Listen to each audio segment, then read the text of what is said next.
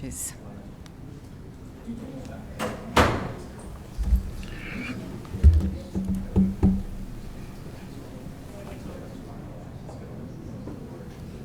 Okay, good evening. Welcome to the Select Board meeting for Monday, August 25th, 2025. We're meeting in the Wacoit Meeting Room at Mashpee Town Hall, 16 Great Neck Road North, Mashpee, Mass. We're broadcast live on local cable 8 and 1072 and stream live on the Town of Mashpee website. It's 6 p.m. and we will convene in open session. In order to have a productive meeting, I would ask that everybody silence their cell phones, and there are a lot of people here, so please remain quiet while others are speaking. I appreciate it.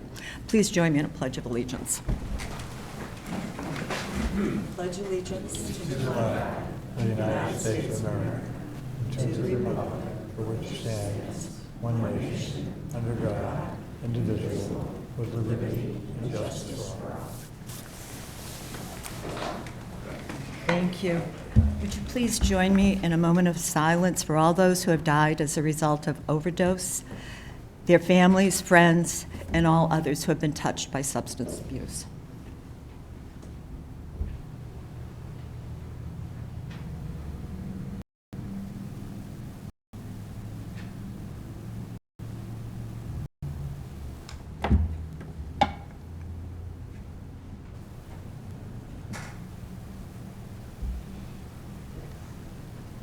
Thank you.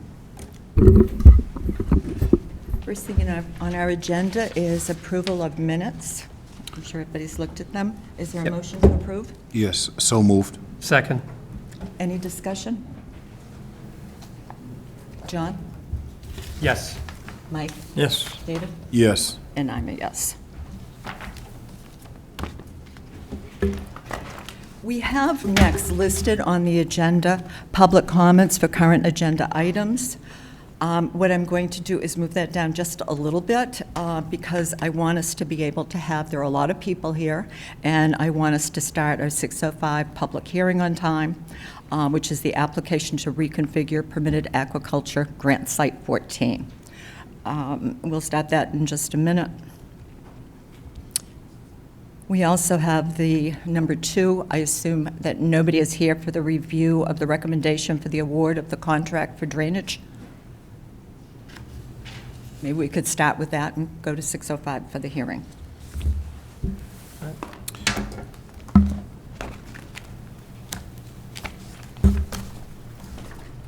Madam Chair, you're referring to the Item 2. item number 2? Yes. The Director of Public Works was unable to attend this evening, but you should have a memorandum. If there are any questions in follow-up to that memorandum, then certainly I can have her at the next meeting. Otherwise, I think the contents of the memo speaks for itself, and hopefully it satisfies whatever issues the board may have. Are there questions? Motion to approve award of contracts per the notice provided. Second. Any discussion? Just to clarify, it's Yes. Acme Shorely Precast Company, Inc. For fiscal year 2026, 2-year term. Yes, 1 of 2-year contract. Right. Mike? Yes. David? Yes. John? Yes. And I'm a yes. Thank you. Okay. It's just about 6:05. Would you want to read the notice for the public hearing? Thank you. Pursuant to Mass General Laws, Chapter 130, Section 57 and 60, the Mashpee Board of Selectmen will hold a public hearing on the request by Joel Quinterio of 2 Lowell Road, Mashpee, Mass. 02649, to reconfigure his permitted aquaculture culture grant site number 14, located at Great River, Said hearing will be held on Monday, August 25th, 2025, at 6:05 PM in the Wacoit Meeting Room in Mashpee Town Hall, 16 Great Neck Road North, Mashpee, Mass. Plans for the existing and proposed area are on file at the office of the Select Board in Mashpee Town Hall, 16 Great Neck Road North, Mashpee, Mass. Is Mr. Quintero here? Would you please come up?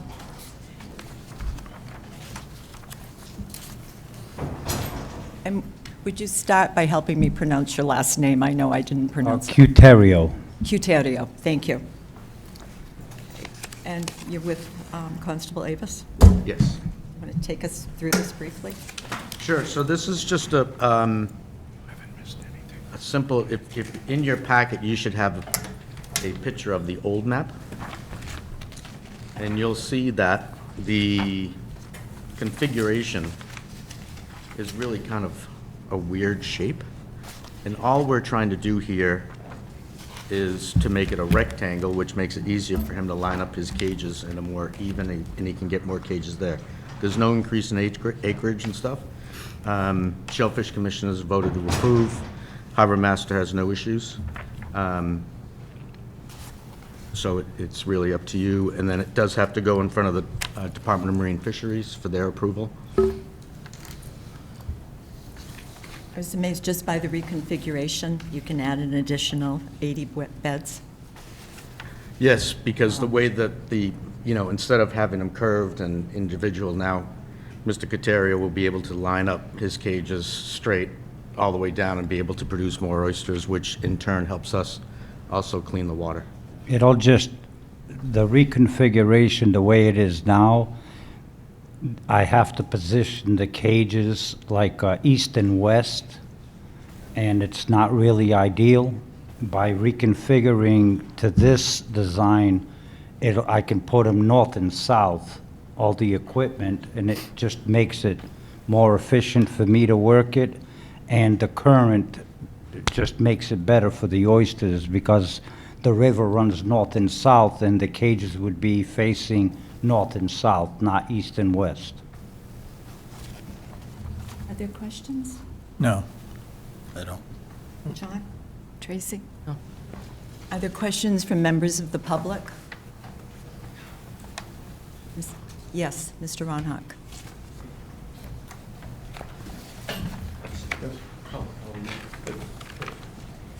Mike Ronhock, 104 DeGrasse Road, Mashpee. Has the plan that I have here that I saw at Town Hall last week, is this still a current configuration, the wording and stuff? I think Chris would be able to help. How you doing, Mike? That is not true. So the, what Mr. Ronhock just gave me is, You just let him speak into the mic. Thank you, sorry, Mike, excuse me. Chris. The current shape is similar, not exactly as what's in your packet that Mr. Ronhock gave me. And it's showing 1.9 acres, and the new configuration, he shows here 2.0 acres, is not correct. So this document, I believe, came from Mr. Caterio, and it's been, the reconfiguration does not add any acreage. It's still 1.04 acres. As the original, we're just making it a rectangle from sort of an oblong shape. Right, this is the original right here. That's correct. This You is have the original. Right, exactly. And then the new one, Mike, is gonna look like this. Okay, so it's gonna stay 1 acre, not be expanded to 2. That's correct. Okay, I want Yeah. to make sure the board had the correct information, because I got this from the selectman's office on Wednesday or Thursday of this week, and with this information, it was getting doubled in size. Right, and that's not happening. Yeah, okay. Yeah, And- it's not gonna be And 2 it's gonna, and it is going to the Marine Fisheries and Yes. Army Corps of Engineers? Yes, has to go through the whole process. So it has to go through the whole process. I just want to make sure the process is fair. There's other people in town that have gone through reams of paperwork to get these grants. And, when I saw that it was going to be doubled in size, I want to make sure it was done correctly, because that was not the correct information you were going to be presented with. Not that was at Town Hall. Yeah. So. But now that you have the correct information, do you have any other questions? No, I want to make sure you have the correct information. I knew what the grant was because I developed it with Rick York originally. And the odd shape was because he had limitations to coastal bank, limitations to navigational channel, the mooring field, and the town propagation areas. That's why it's an odd shape. It wasn't random. It was Rick developed it. I didn't develop that shape. That's the reason why it's an odd shape. So I just want to make sure that was being correct. Thank you. Thank you. Thanks, Mike. Are there any other members of the public? Seeing none, motion to close the public hearing. So moved. Second. Discussion. John? Yes. Tracy? Yes. Mike? Yes. David? Yes. And I'm a yes. Members of this board have any further questions? So could we have a motion to reconfigure the permitted agriculture grant site number 14 located in Great River to Mr. João Quintero? So moved. Second. Discussion? Second. Mike? Yes. David? Yes. John? Yes. Tracy? Yes. And I'm a yes. Great. You're all set. Thank you. Congratulations. Thank you very much. Mr. Town Manager, is Dave Morris here? Should I take 3, the fee charges, so Dave doesn't have to wait? He is here. Okay, He is here. okay. Mr. Morris, would you come up and just take us through these fee charges, please? Thank you. How are you? Hello, Madam Chair, members of the board. I'm Dave Morris, I'm the building commissioner for the town of Mashpee. I'm here tonight to ask for approval for a couple of fee increases for the services rendered by my department. The first is a proposal increasing our current short-term rental periodic inspection fee. As you know, I think from last week's meeting, that a change in the Massachusetts building code now requires a building official to do these inspections. Until now, it was done by the health department. I'm proposing a fee increase from the current $100 collected by the health department to $125 per inspection.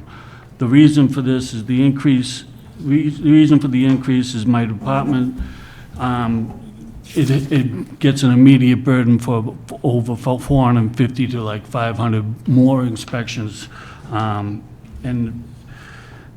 the additional work and bad and the workload and possible expenditures for the qualified, what I want to do is cover the expenditures for a qualified inspector to be there.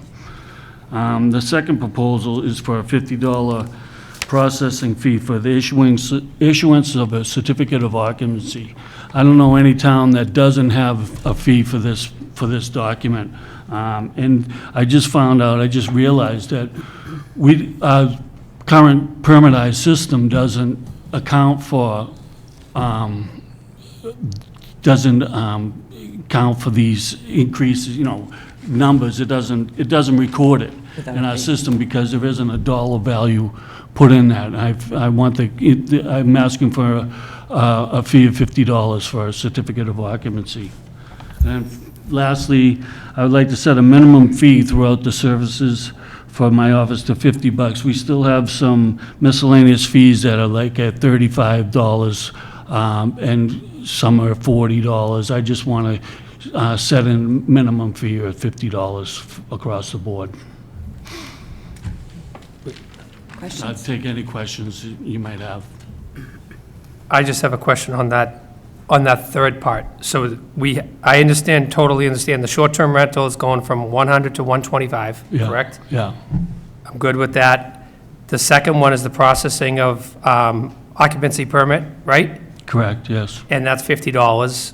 Yep. And you had a third request? I had a third request. I looked at some of the plumbing and electrical inspections, their fees, and I noticed that they would, some of them were like $35 range, and I would like to I just wanted to implement a minimum fee for all these at $50, if it's not too much. I wouldn't mind that, except my thought would be, I'd be more comfortable with, voting on these two, and then if you can submit something in writing to us with whatever else changes you want, because we don't have anything on that. Fair enough. Mr., please. I was just going to say, because that's not in the paperwork, my recommendation would be to table the latter, and then if you want to vote on what is here that was distributed, then feel free to do so.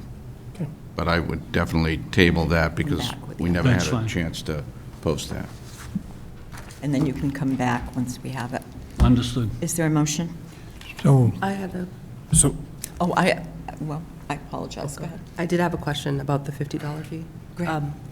Is that standard or for the For occupancy? the occupancy? Yeah. Is that at 50? I've got some, comparables from throughout the Cape. Falmouth has them at $100, some of them are $75. $50 is pretty reasonable rate Okay. for what, where we are. Thank you. Madam Chair, for the purposes of clarity for the record, we should separate these two into two separate motions, correct? Yes. Sounds good. Yes. All right. First motion to increase, per the notification, the short-term rental periodic inspection fee from $100, raising it to $125, second. Any per di- the recommendations. Sorry. Is there any discussion? That makes you that puts you on base with everybody else. Thank you. No, I was just asking you, that puts you at about the same price rate as everybody else. I would, yes, Okay. yes, yep. All right. John? Yes. Tracy? Yes. Mike? Yes. David? Yes. And I'm a yes. Second motion would be to implement a processing fee of $50 for the issuance of a certificate of occupancy per the recommendation of David Morris, Building Commissioner. Second. No discussion? Mike? Yes. David? Yes. John? Yes. Tracy? Yes. And I'm a yes. Thank you very much. Thank you very much, thank you.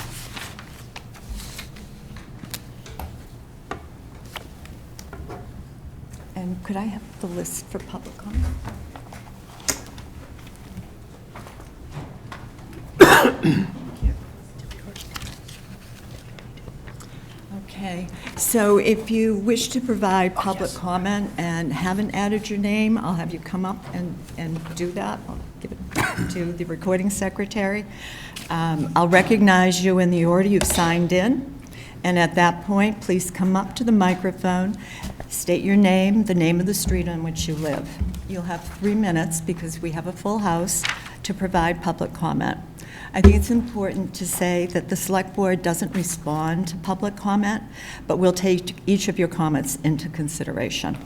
And again, as a reminder, kindly remain silent while others are speaking. Thank you. All right, I have Meredith Harris. Ms. Harris.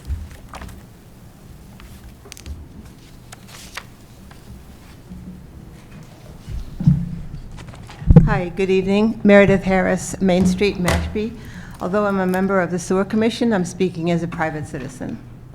And I'm speaking for or in support of the warrant article about the cluster system on Mashpee-Wakeby Pond. I'm concerned about Mashpee water and clean water and being sure that we are addressing cleaning it up. And I'm concerned that we work all together. Although I do live on the pond, I do think it's important that people understand that it's all the water in Mashpee that's a concern. And that the need to address the 2015 plan is a plan that's 10 years old, and the environment has not stayed the same over the last 10 years, and there's a need to move forward. Some of the arguments that I've heard against this plan is that we should do Walkway Bay instead. We cannot swap out one for the other. The state has offered us the chance for funding for this project. It's not interchangeable. We should follow the 2015 plan. We have tried to follow the 2015 plan. We started an aquaculture program. The water was so degraded, the aquaculture program failed at the very beginning. We were told to use Joint Base Cape Cod to help address Walkway Bay. That has not worked out, and there are other alternatives that now have to come on the table. This plan for 2015 needs to be adapted to fit the environment, and we need to move forward. It's easy to say, I don't like the plan. It's easy to say, not in my backyard. This plan is about change, and none of us like change, and I understand that and I accept it. But we all have to think about moving forward. We all have to think about contributing to changing the plan and watching as the plan moves forward so that we can continue to clean up our water. We cannot afford to do nothing. And if you look at the 2015 plan, there is a no plan alternative, which is detrimental to all of us. So again, I'm in support of moving forward with this next step in cleaning up our waters in Mashpee. Thank you. Thank you, Dr. Harris. Next, I have Mike Ronhock. I don't know if Mike was here for it. Is Mike still here? I think he wanted to speak about the shellfish. If he comes back, we'll go back to him. Joe Burnett. Hi, Mr. Burnett. My name's Joe Burnett. I live at 27 Gunter's Lane in Mashpee. And this plan, it takes me back to when my kids were at school. They learned about the glacial push, what formed the Cape, the kettle ponds, and these moraines. These moraines are amazing, and there's one right in my backyard. It's right where they want to put this. It took me 12 dump trucks to make a flat spot in my backyard when it's a quarter-acre lot, so a small flat spot in my backyard because I was on the sloped side. 12 dump trucks of dirt to get that flat, and it's a small area, about 30 feet, and it goes the length of my yard. Now, I don't know how much thought and how much work has been put into this thing. When I look at the archaeological survey, there's nothing that's said about identifying areas of historical or cultural value. My daughters, when we were hiking these trails, one would stand on top and then the other would go down below, and we'd see the differences in height here. They're just like these massive hills. It's a beautiful area. It's right now the trail that runs through there is maintained just by local residences. We used to walk my dog back up through Mashpee High School, off to college, graduated and all, and now there's a whole nother group of kids that I hear walking those trails back there, and I hear the laughing and then the giggling that used to take place back when walking my kids and my dog back there. It'd be a shame to see it go. I'm not opposed to the clean water and these plans. The phases of the plans, you know, some of them are working, some of them aren't. But when we start throwing millions of dollars into something, then we realize we need millions more because we need more dirt, more fill, more packing, more tree cutting. Are we setting ourselves up for a big failure just because the state says, here's a couple million, spend it now or lose it forever? I mean, where are we with this, that it happens so fast that we just got notifications in our neighborhood that the surveyors are coming through, marking up the streets and saying, hey, this is part of our new plan, you know? The recent meetings and the people in our neighborhood that are talking out about it, it's because we didn't know, and now we know, and we're hitting zoning meetings, we're hitting select board meetings, we're hitting every meeting, and trying to get word out there to get people informed, because we feel like this is a spot that works, and it's a quick fix, so let's do something. But we don't think that the proper planning has gone into this, or it's the right area for it to even happen. So that's our feelings on it, that's all. Thanks. Thank you, Mr. Burnett. Christine Aziz. Hi, Mrs. Aziz. Good evening. Christine Aziz. I live at 36 Gunter's Lane. And I've lived there since 1994. And I regularly walk in the woods now referred to as Zero Gunter's Lane, which is a pristine area now targeted for a wastewater treatment facility. I'm speaking to you today as a resident who feels unheard. The town required open space for this cluster subdivision, did a tax taking, and claimed the land would be placed in conservation, but now says that that does not apply because it was never officially designated. I don't know how to believe or what to believe when the town requires open space for a cluster division, then does a tax taking, and states the land will be held in conservation, and then the town claims they can ignore these deed restrictions and commitments because, oops, we never did put the land in conservation, so too bad. Because that's how it feels. And it is not easy to contest this, because I'm passionate about the health of our waterways. We've been told only 5 acres would be used, yet there's talk of expanding and including Sandwich residents going from 30,000 gallons per day to 60,000 gallons per day. This plan threatens a valued natural space and would become an eyesore for the homes abutting it. There's also confusion over why Mashpee Wakeby sewering is prioritized over Wacoit Bay. And I will tell you that if this plan proceeds, it presents a serious breach of trust with the residents. There has been a lack of transparency. Despite town representations to the contrary in recent meetings, the location was never publicly disclosed or shared with the neighborhood. I only learned about it in June after spotting a surveyor in my yard. My call to the wastewater director went unanswered. I later received a letter via the certifying company stating this land was being surveyed for the wastewater treatment facility. The town's own website shows plans for the facility and land which has been labeled, protected, and signed as open space by the Conservation Commission. I feel my concerns are being dismissed. I've attended multiple meetings to express concerns and have been told, this is happening. I've been warned to stay collegial and told that we are one Mashpee and implied if I oppose clean water, that I oppose clean water if I raise objections. But it's clear Pimlico Heights residents were excluded from early input. The supporters of the plan are far more organized and had direct access to town officials. We did not. And let me just clarify my position once more. I support clean water and voted for a Mashpee Wakeby wastewater treatment facility and the alum treatment for the pond. I care about this. I did not vote to give up 26 acres of open space for a wastewater treatment facility with no transparency and neighborhood engagement.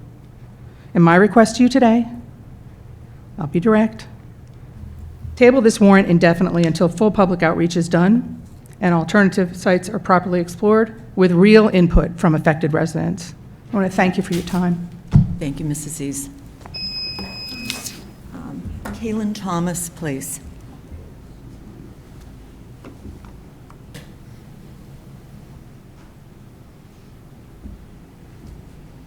Welcome, Ms. Thomas. Thank you. My name is Kaylin Thomas. I live at 35 Gunter's Lane, across the street from Chris. I was raised here in Mashpee. I grew up here, and I care deeply about this community and the future of our town. I want to begin by making it very clear I am absolutely for clean water. Every one of us wants safe drinking water and responsible infrastructure for our town. But clean water should not come at the expense of our last remaining open space, land that this town once promised would be placed into conservation. This facility is being proposed in a location that was never part of any of the town's published water treatment phases. Residents were not properly informed. The address of the site was hidden, and the public was given little to no opportunity for real input. That is not transparent government, and it undermines the trust between residents and town leadership. We are also talking about $25 million in new taxes, hitting households as soon as 2028. That is a massive burden for families, seniors, and working people who are already stretched thin. And for what? For a facility on pristine open land that could be forever lost when alternative solutions or locations may exist. Once that space is gone, it is gone forever. We cannot undo that decision. I respectfully urge the Select Board and town officials to indefinitely postpone this article. Take the time to involve the community honestly, explore other sites, explore other funding approaches. Do not trade our open space for an ill-planned rush project that was never part of the agreed-upon phases. Again, I support clean water, but I also support keeping the promises made to residents and protecting the open land that makes our town what it is. Let's do both, not one at the cost of the other. Thank you. Thank you, Ms. Thomas. Jonathan Small? Good evening, I'm Jonathan Small, Sturgis Lane. I'm one of the co-founders of the Save Mashpee Wakeby Pond Alliance. Our waters are dying, and if the waters die, the town dies. It's only a little bit hyperbolic. It all starts at the top of Wakeby Pond. From there, the waters flow into Mashpee Pond, and from there into the Mashpee River, and then on down to the Pompanesett Bay. Finding a way to sewer the homes to the north of Wakeby Pond was a key recommendation of the diagnostic study, which took several years, several $100,000 invested by the town to complete it. And when Mr. Meter joined the town, he came up with an innovative and quite elegant solution to the problem, which is very likely deployable elsewhere in town. It's innovative and it's elegant because it's not dependent on large infrastructure. Now, I fully understand the concerns raised by the opponents of this proposal, and I completely respect the people who are arguing against it. I've watched and listened to many of the comments made tonight and over the past several weeks. I think their arguments come down to three things, and I'm sorry if I'm misrepresenting, and I'm certainly open to being corrected on this. The first is don't impact the open space, find an alternative. I completely empathize with the desire to preserve natural spaces. It stinks that we are in this position. I hate that we're in this position, but here we are. There are no other reasonable alternatives for sewering these homes north of Wakeby. And the money is lined up. We either do this or we do nothing, and the pond cannot afford nothing. Mr. Meter's solution would impact approximately 1/4 of the land, and that land would be restored not to its current state, but to some nice usable state. And his latest thinking also involves entering the land from somewhere other than Gunter's Lane so that the impact on the neighborhood would be minimal. And he's now even proposing putting the building in the side of a hill to make it even more, to address those concerns. The second argument is that this snuck up on us. It's not part of the plan. But the plan was meant to be flexible, and the diagnostic study created new urgency. Mr. Meter coming on board created a new possible solution, and we moved fast to access state funds. Were missteps made? Absolutely. Were communications flawed? No doubt. But here we are, and that's not a reason to throw the baby out with the bathwater, if you'll excuse the expression. The third is Wacoit should come first. Maybe, but there's not currently a plan for Wacoit, and we already have a plan for Wakeby with the funds lined up, and those funds are not transferable. We do this or we lose it. Sooner or later, and I would clearly prefer sooner, we need to face this trade-off and make some hard decisions. It stinks that we have to think like this, but here we are. Am I sad about the impact on open space? Absolutely. But the impact on those 5 acres absolutely pales in comparison to the impact on the whole community if the water dies. I personally would make that trade-off every day of the week. Thank you. Thank you, Mr. Small. Next, we have Susan Dangle.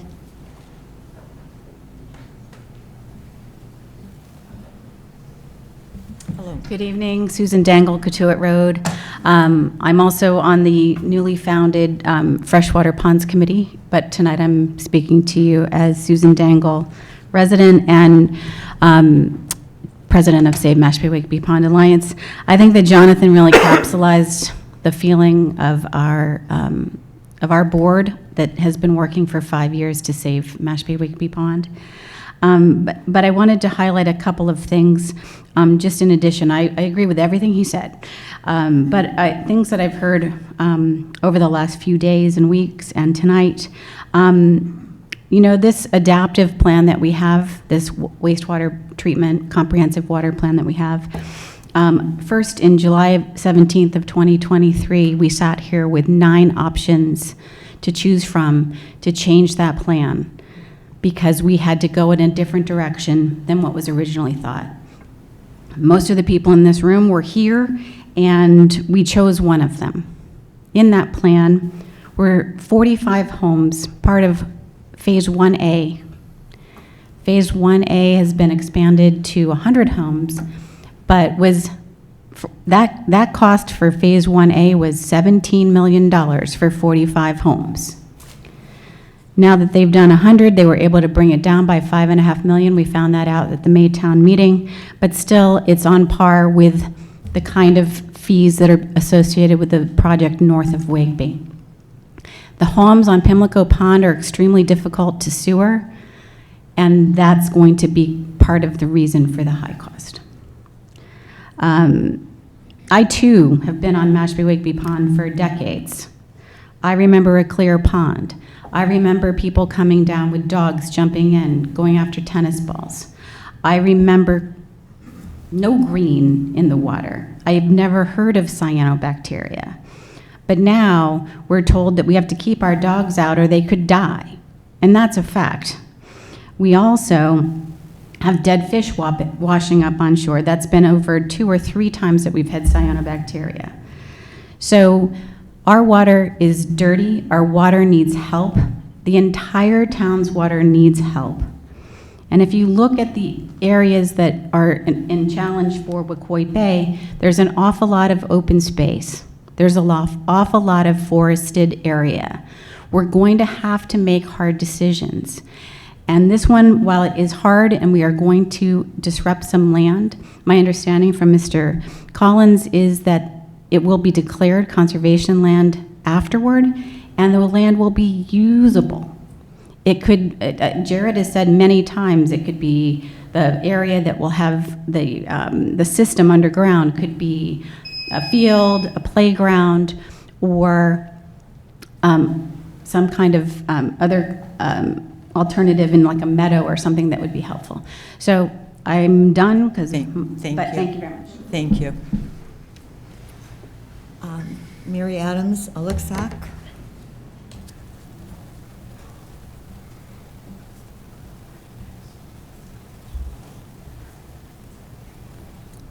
Welcome, Mary. Good evening. It's actually 6 years ago that we started a conversation as a community. Work has been done for decades to understand our water problems and to begin to address them. A plan was formed in 2015, but it was a very difficult first step to take. And in the last 6 years, it's been very heartening to see how the leaders and the staff of the town have built out the infrastructure to address these problems. And we now have a wastewater head, we have water quality focus, we have the kind of professional work being done to address our water quality issues. But at the time, I helped form a group called Mashpee Clean Waters, and we held something like, I should have looked before I came here, 6 or 8 informational sessions. We planned to do, and have already announced that we're going to do 2 more this coming month. One is about the Gunter's Path, or the Gunter's Lane site, and also why not Wakeby, why not Wacoit yet? Because I think there's a whole lot of information that all of us in the community need to understand, and so we'll continue to move forward.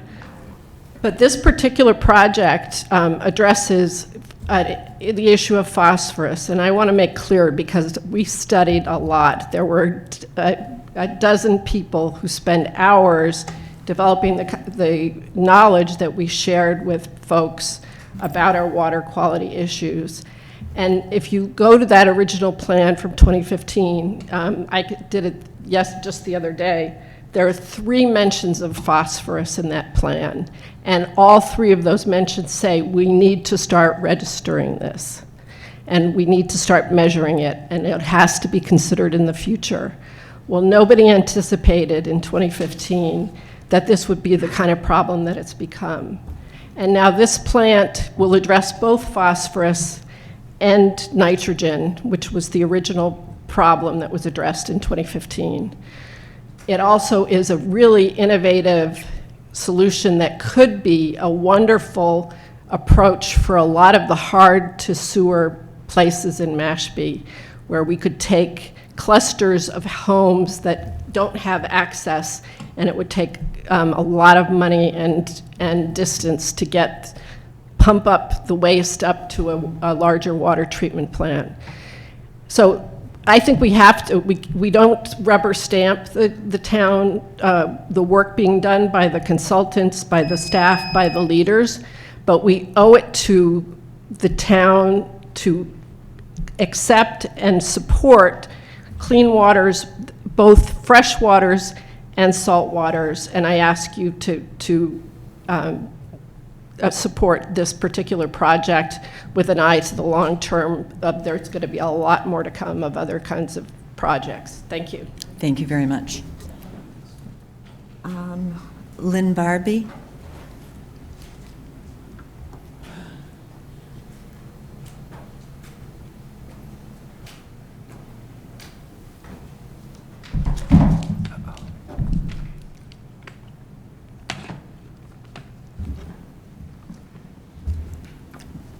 Welcome. Don't act surprised.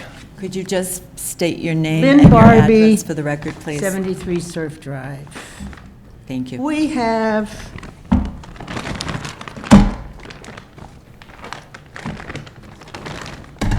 once again the cart before the horse. Don't act surprised. We've been here before. And I just want to say that what we have with the horse here is saving open space, protecting prime forest land, which the state recognizes, and respecting the 2015 plan. I'm not opposed to any sewering anywhere, but I'm opposed to sewering in this location. And we need to put the horse before the cart. We keep doing this, and it doesn't, it creates a lot of real a lack of trust in the town and the procedures and the process. And just to remind everybody, the horse includes the alum treatment, which is what will address the phosphorus, not really the sewering. And we want to do the alum treatment. We all want clean water, but we don't want to give up what is a beautiful forest land with a lot of trees that does a lot for our environment as well by cutting down trees, placing something in that area that will have a road, will be disruptive to all of the natural wildlife, and we are not being told all the details about what this wastewater plan is going to be, because we know there will be a permanent road, we don't know how big it will be, and we know that it will in fact impact the natural life. So we have our horse before the cart, and I urge you to postpone this article till we can get to the point where we do have the horse before the cart. Thank you. Thank you. Next, we have Arden Russell.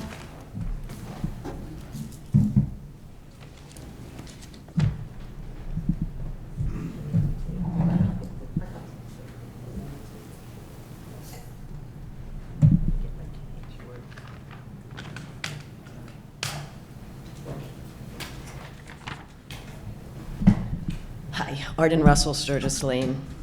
I currently live only steps away from Mashpee Lake. I can see it from my window. My family has swam and played and ice skated on that lake every year since we arrived in Mashpee 36 years ago. And now another generation, my granddaughter also swims in that pond. My son's dog's name is Wakeby. We love that lake. It's an important part of our connection to this town. However, I am not willing to trade one valuable resource for another. We should not have to choose between protecting open space and clean water, but that's the choice you're forcing us to make. And that's exactly what you're asking the voters to do, if you were to tell them that this is open space, which to date that has not been made public. Are we trying to solve one problem by exacerbating another? By releasing 26 acres of land to development, 26 acres of open space to development, and you're going to tell me it's not 26 acres, and there's a lot of talk going around now that it's only going to be a small portion of the land. However, these are the facts around the amount of land that we're using. The select board voted to release 0 Gunter's Lane, 26 acres for wastewater purposes. That was the vote. Not a portion, not a maximum, not 7 acres, 26 acres. Mr. Meter and Mr. Collins don't make the decision around that. The select board did. They chose 26 acres. At the July 14th select board meeting, the wastewater superintendent stated that they will carefully site the facility on the property in a way to be able to make expansions. Does that sound like 7 acres? The SRF application for this facility states, and I quote, "The area affords the town 2 additional management strategies. It's close to Sandwich, providing future opportunity to address other nitrogen needs, and it may afford the town an additional strategy for managing groundwater discharge. Both of these are going to need additional land."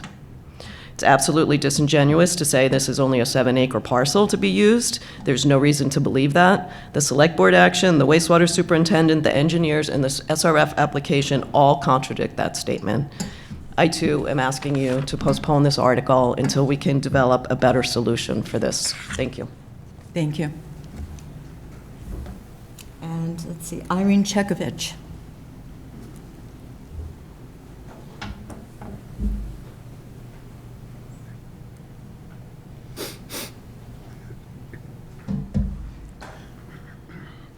Good evening. Irene Chekovich, Sunset Strip.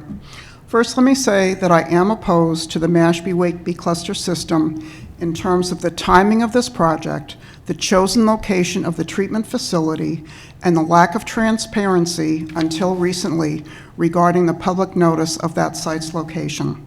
However, I'm not here to repeat what I wrote in my July 25th Enterprise guest commentary or what so many residents have already stated.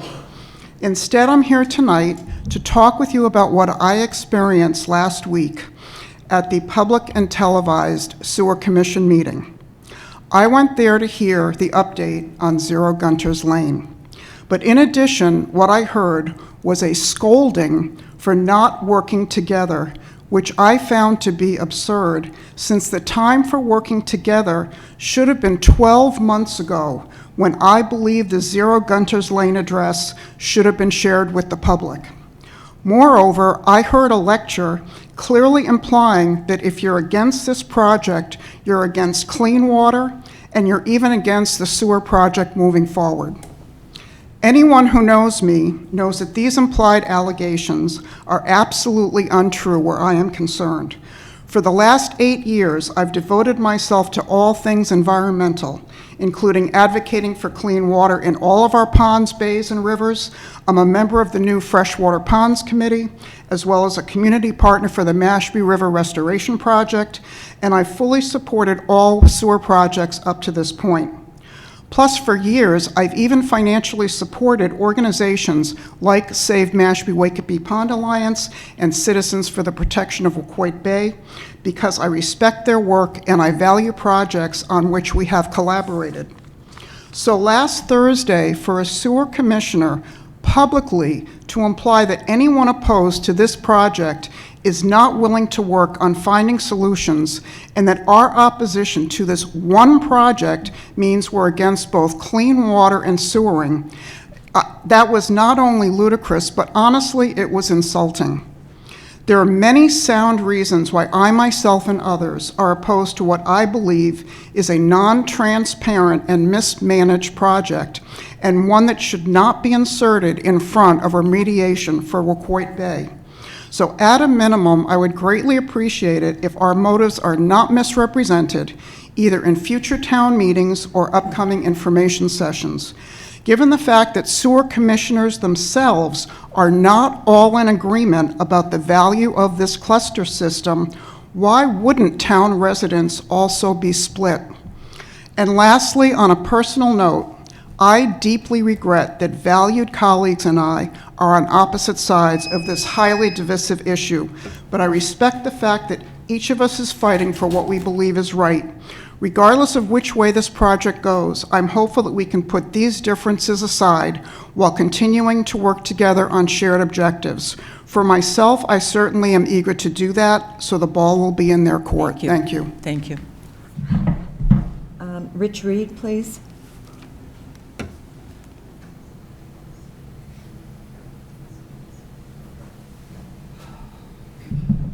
Good evening. Hi, Mr. Reed. Rich Reed, 23 Gunter's Lane. I've been up here before.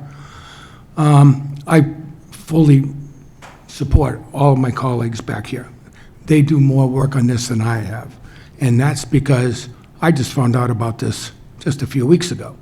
So to come in on the ground floor of this, I have to rely on them to come up with all of the statistics, even with the Wakeby people.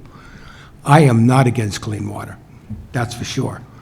I mean, if it's going to take 30 or 40 years, that's fine. I'm not going to be here in 30 or 40 years. Somebody else will, but they need clean water, and that's for sure. But we don't need this put in our yard and said this is where it's going to go, and that's how simple it is.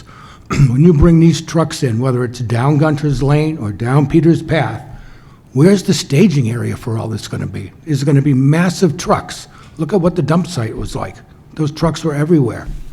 So I urge that this article be taken off in the October ballot, and that we come up with some other way to work together to figure out what the situation is going to do and how we're going to create it and get the clean water and get, sewer systems going. That's what we need. So that's what I urge. Thank you. Thank you, Mr. Reed. Kevin Schofield, please. My wife would like to go first. Certainly. Colleen Schofield, would you state your name and address for the record, please? Hello, my name is Colleen and I'm a resident of Gunter's Lane. My husband and I are Cape locals, both being born and raised in Barnstable. When we had the opportunity to move back home to the Cape and we were trying to decide where to buy our house, we thought a lot about which town would be the best fit for us. We were drawn to Mashpee due to its history of prioritizing open space and preserving nature. When we found our home, it felt like the perfect fit for us. Our property abuts 0 Gunter's Lane, the neighborhood's deeded open space. I don't know whose phone is on, but could you silence it, please? Thank you. Can I just start over? Yes, could you wait to be recognized as well? You feel free to start over. Thank you. Again, my name is Colleen. I'm a resident of Gunter's Lane. My husband and I are both Cape locals, both being born and raised in Barnstable. When we had the opportunity to move back home to the Cape and were trying to decide where to buy our house, we thought a lot about which town would be the best fit for us. We were drawn to Mashpee due to its history of prioritizing open space and preserving nature. When we found our home, it felt like the perfect fit for us. Our property abuts 0 Gunter's Lane, the neighborhood's deeded open space. Before deciding to buy our home, we walked the parcel and saw Mashpee Conservation Commission signs hung throughout, and even confirmed that the state recognized the land as conservation. We are now being told that the town never followed through on the promise to place the land in conservation, that the state was wrong in recognizing it as such, and that just because conservation signs are hung, it does not actually mean that it is conservation land. Now we are being told that this land, which was the main reason we bought our house, is being turned into a sewage treatment facility. I understand the need for clean water. I spent my childhood swimming in the ponds on the Cape. I want my children to be able to do the same. There are other ways to clean up the ponds and lakes which are already being implemented, such as the alum treatment to remove phosphorus and the upgraded drainage project at the boat ramp. We should not have to choose between clean water and open space. This land was meant to be conservation land. It is listed in the town's own action plan as tax taking to the Conservation Commission. Now the town is not only exploiting their own negligence, ignoring their own bylaws, and going against their historic values in preserving open space, but they are doing this while keeping residents in the dark and pushing this project forward without full disclosure. The town warrant and the proposed Mashpee-Wakeby project do not have an address listed. You have asked residents to vote on a project without telling them a location. Abutters to this day have still not been notified about this.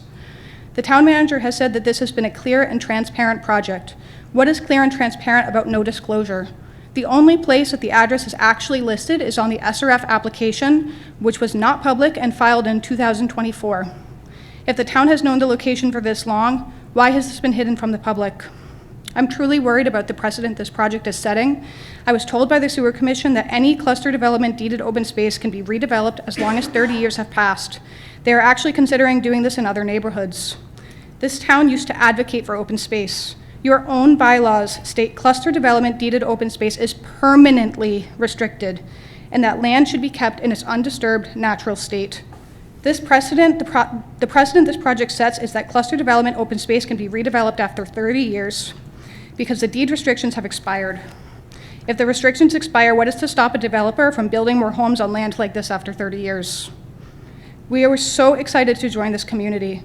Now I can't help but feel slighted by the town of Mashpee. If this project goes through, we'll move.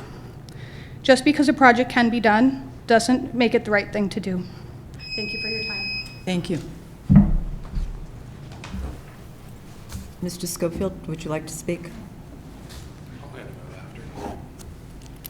These are copies of your own documents for you. I'll hand them out after.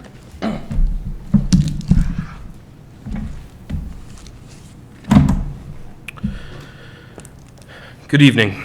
I'm here to express continued concern. I'm sorry, would you just state your name and your address, please? Thank you. My name is Kevin Schofield. I am a resident of Gunter's Lane. Thank you. I'm here to express continued concern regarding 0 Gunter's Lane. Specifically also, the town manager's comments around this at last week's meeting. He claimed that if we wanted to protect this land, we should have paid our taxes. I was the only resident at this meeting. This is not the residents' fault. We trusted the town to protect this, as your own bylaws state. This is the developer's fault. He is the one that failed to pay the taxes. He failed to establish the HOA, and the trust that had oversight over this land had one person in charge, the developer, not us. Blaming the current day residents for the town's taking of this land 28 years ago and antagonizing them by saying they should have paid their taxes is not professional and is not right. I'd like to read you something. The town's zoning bylaws, specifically regarding open space. Open space requirements. A minimum of 50% of the upland area of the parcels shall be permanently dedicated as open space. Yet the town claims these restrictions have expired. Can you explain to me how something that is permanent has an expiration date? But I'll move on. This is also on your protected open space map from the town's website. Also, the town surrounding us automatically recognize things on their open space map as Article 97 protected land. Why are we different? Let's also look at this very board's action plan in which this lot is discussed. Transfer 31.3 acres Pimlico Heights Cluster Subdivision open space to Conservation Commission. That never happened. And according to the town manager, I cannot hold the town accountable for promises or action plans that predate current representatives or employees. This land is also currently has at least 6 Conservation Commission signs posted throughout it. The town's official stance on this is that that was not done by them. A town employee actually stated to me that just because the land is posted as conservation and on our protected open space map does not mean it is protected. So where does that leave us? Residents cannot trust the town's words. We cannot trust the town's documents. We cannot trust the town's bylaws. We cannot trust the town's signs. All of these mean nothing if you vote for this project. What are we supposed to trust? The town's intent, maybe? No. The town's intent for this land was for it to remain undisturbed and in a natural state in perpetuity. So I ask you again, Wrap up, please. if you vote yes on this, what are we supposed to trust? Also, the town's legal opinion does not address Article 97 protection. It does not address our cluster I'm sorry, development Mr. open Schofield, space. I need you to wrap up. This Thank is my you. last statement. It does not address any of our concerns. Why not? Thank you, Mr. Schofield. Mary Wagon, please.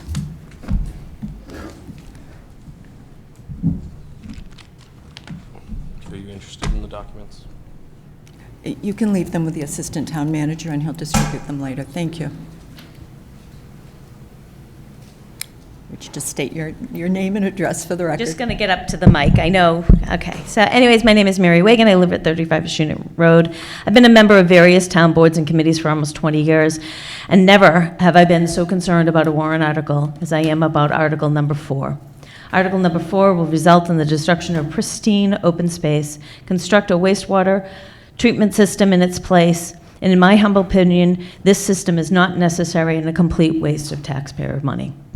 It's a full-fledged distraction from the cleanup of Wacoya Bay, which has a much higher need for cleanup, and it does have a state-approved plan. The cleanup of Wacoya Bay is in our 2015 nitrogen management plan. So claims that there's no plan to clean up Wacoya Bay are false.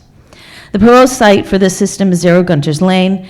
It's 26 acres of open space that was created by the planning board in 1987. Our zoning bylaw allows for cluster subdivisions only with the provision of permanent open space. As noted with the previous speaker, the legal opinion that came out is a title search, and it does not address our zoning or whether Article 97 pertains to this land. I'm not in support, obviously, of citing public infrastructure on open space, especially when there's no priority need to sewer this area.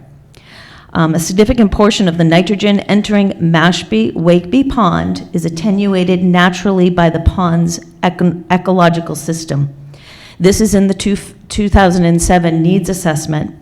For this reason, the area was given the lowest priority in the town's nitrogen management plan, only to be acted upon in phases 4 and 5, and only if phase 1, 2, and 3 didn't solve our nitrogen nutrient problems in Wacoya Bay and Pompanesett Bay. Also, we have the Mashpee-Wakeby Pond diagnostic study released in 2024, which states that the phosphorus load from wastewater in this area is relatively small. Sections 4C2 regarding watershed, wastewater, phosphorus management state, quote, wastewater inputs to the Mashpee Pond and Wakeby Pond and Mashpee Pond basins were relatively small components of the phosphorus inputs, ... Since these percentages were relatively small within the overall phosphorus budget, reductions in the wastewater phosphorus would provide complementary water quality benefits rather than attaining the basin water goals on their own. Complementary, not priority. I hope you remove Article 4 from the warrant and follow the recommended plan for the ponds, which is the alum treatment.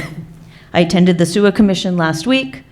I heard that to do nothing was unacceptable. We are doing plenty for Mashpee-Wakeby Pond.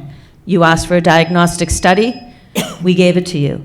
You asked for money for the alum treatment, we gave it to you. The stormwater improvements at the boat ramp, which are not inexpensive, we gave it to you. Thank you. Thank you. Excuse me, that went down the wrong way. I have some diagrams. Could you just leave them with the assistant town manager?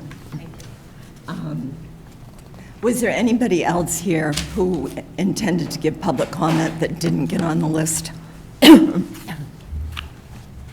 Okay. Okay, thank you.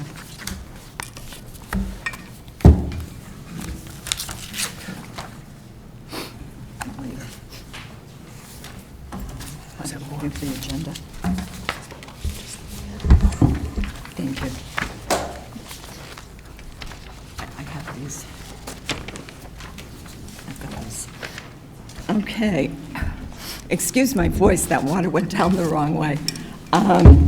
Moving forward, we are going to look at review draft 4 of the October 2025 town meeting warrant.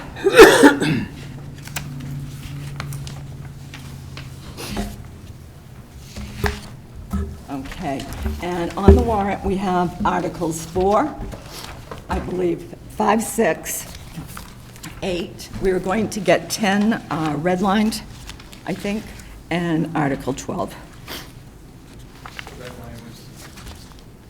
I'm sorry, Please. the red line was sent email to you. Okay, thank you. To you all. So we wanted you to have an opportunity to read it before this came. Perfect. Okay.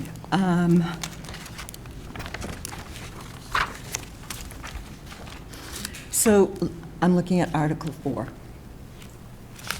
Okay. Is that correct? Is that where you have us starting? We could, unless you want to, since that's you want to end on that one? Go backwards? I mean, I don't care.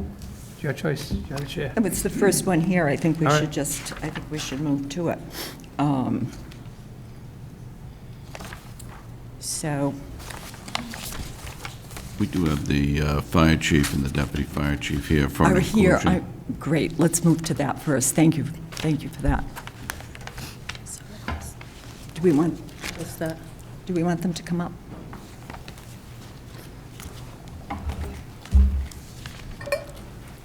Hello, welcome. Gentlemen, Joe Peltier, Fire Chief.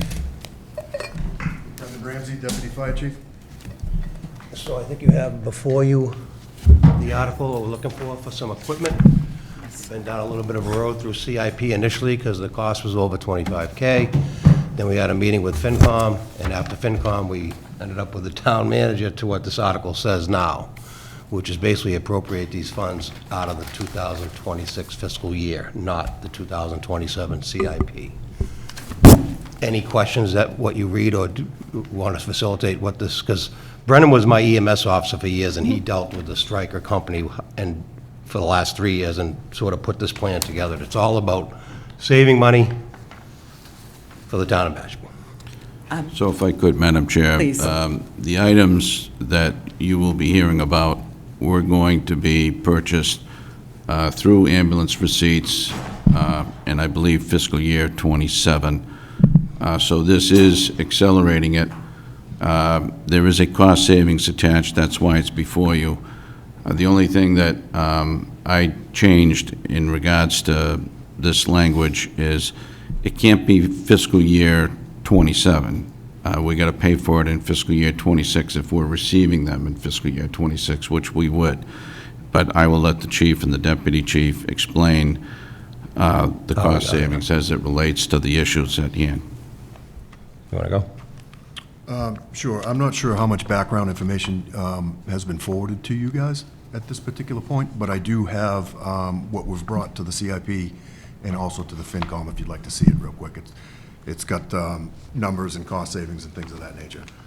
And then I can kind of speak on that.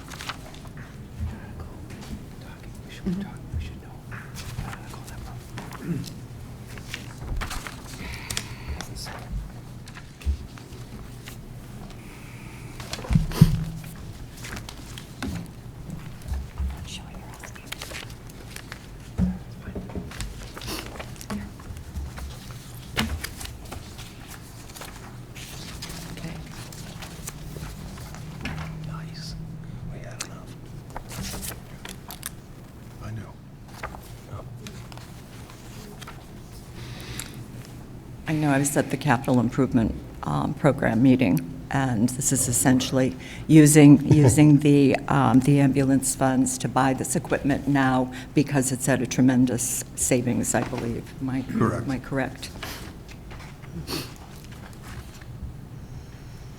They're going to get purchased. We're just trying to take advantage of a plan from the Stryker company.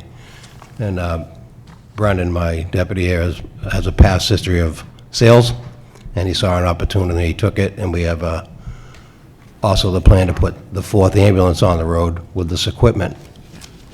And again, every time I come to one of these meetings, I keep telling how busy we are. Well, we just did our 26th run today, and we could have used that ambulance probably 6 times, 5 to 6 times. Not just today, but any other day. But that's the other reason for this, is to get that ambulance in service, not just as a mechanical spare at headquarters. That will help with this. And again, what we're asking for is just basically to accelerate a previously planned purchase. We had already $250,000 in our CIP plan that would have been brought forth, next spring. This fall, yeah. But because of the deal that we were able to create with Stryker, we felt it necessary to bring it through the appropriate channels for approval. As you can see, I was letting you guys kind of digest that. As you can see, just the cost savings alone of the equipment themselves is roughly $51,000. There is a few more items that are somewhat embedded in there as far as service contracts that won't need to be purchased for the first year at least, covering this stuff. And like the chief said, it will allow us to put the 4th ambulance, which we obviously currently have, sitting out of service as a mechanical spare, in service as a fully ALS stocked, ready to respond ambulance. So it's kind of a unique opportunity for the town. It's a unique opportunity for the department to grow. And as we all know, that town certainly isn't slowing down as far as growth is concerned. So call volume is up, and like I said, we just felt it was a unique opportunity to bring this forth to you guys. Okay. Thank you.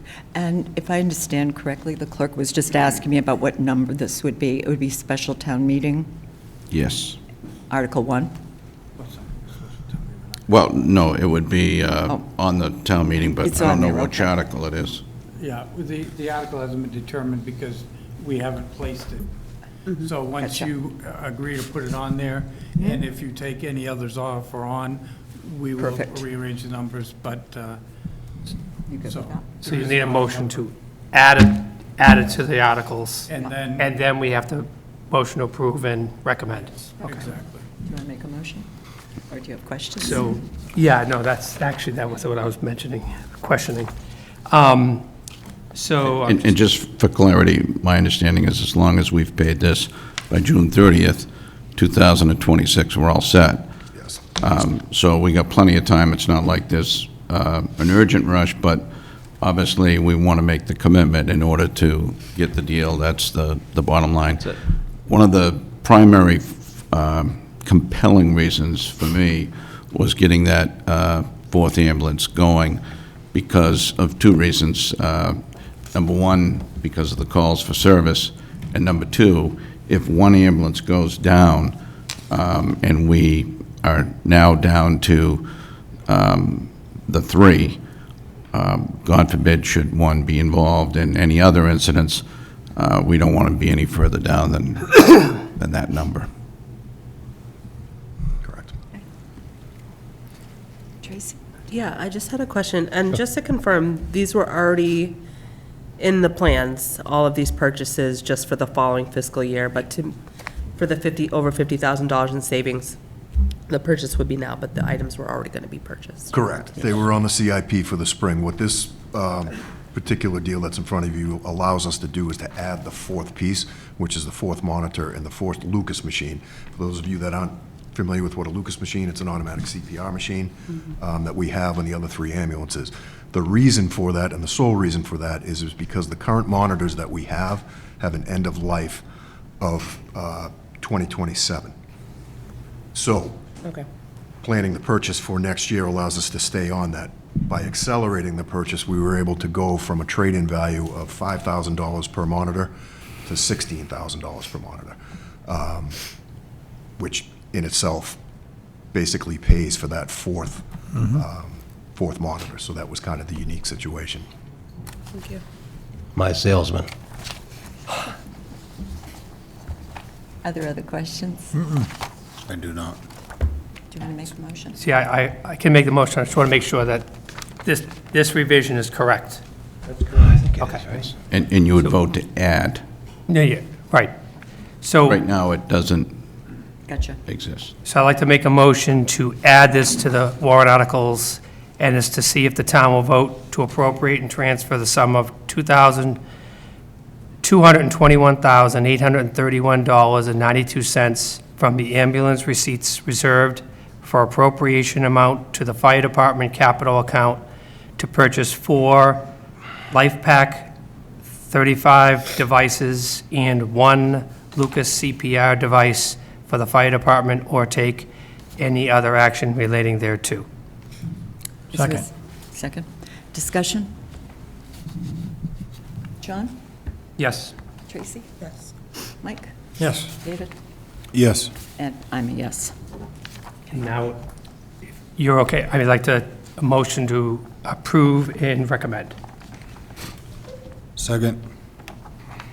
Discussion? John? Yes. Tracy? Yes. Mike? Yes. David? Yes. And I'm a yes. Thank you very so much. And sorry for making you wait. You're fine, thank you very much. Thank you.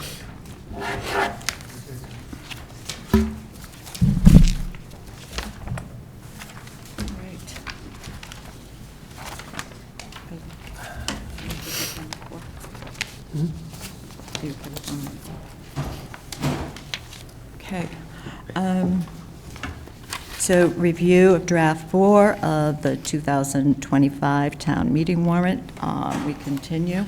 And the first article that we are reviewing is Article 4, and that's the article to see if the town will appropriate the sum of $25,900,000 to fund the construction and so on and so forth for the Mashpee-Wakeby Pond cluster system. We have that in front of us. One thing I would like to say is, like many people here, and you know me, I like to dig deep. I spent a lot of time looking at both this project and the history of it.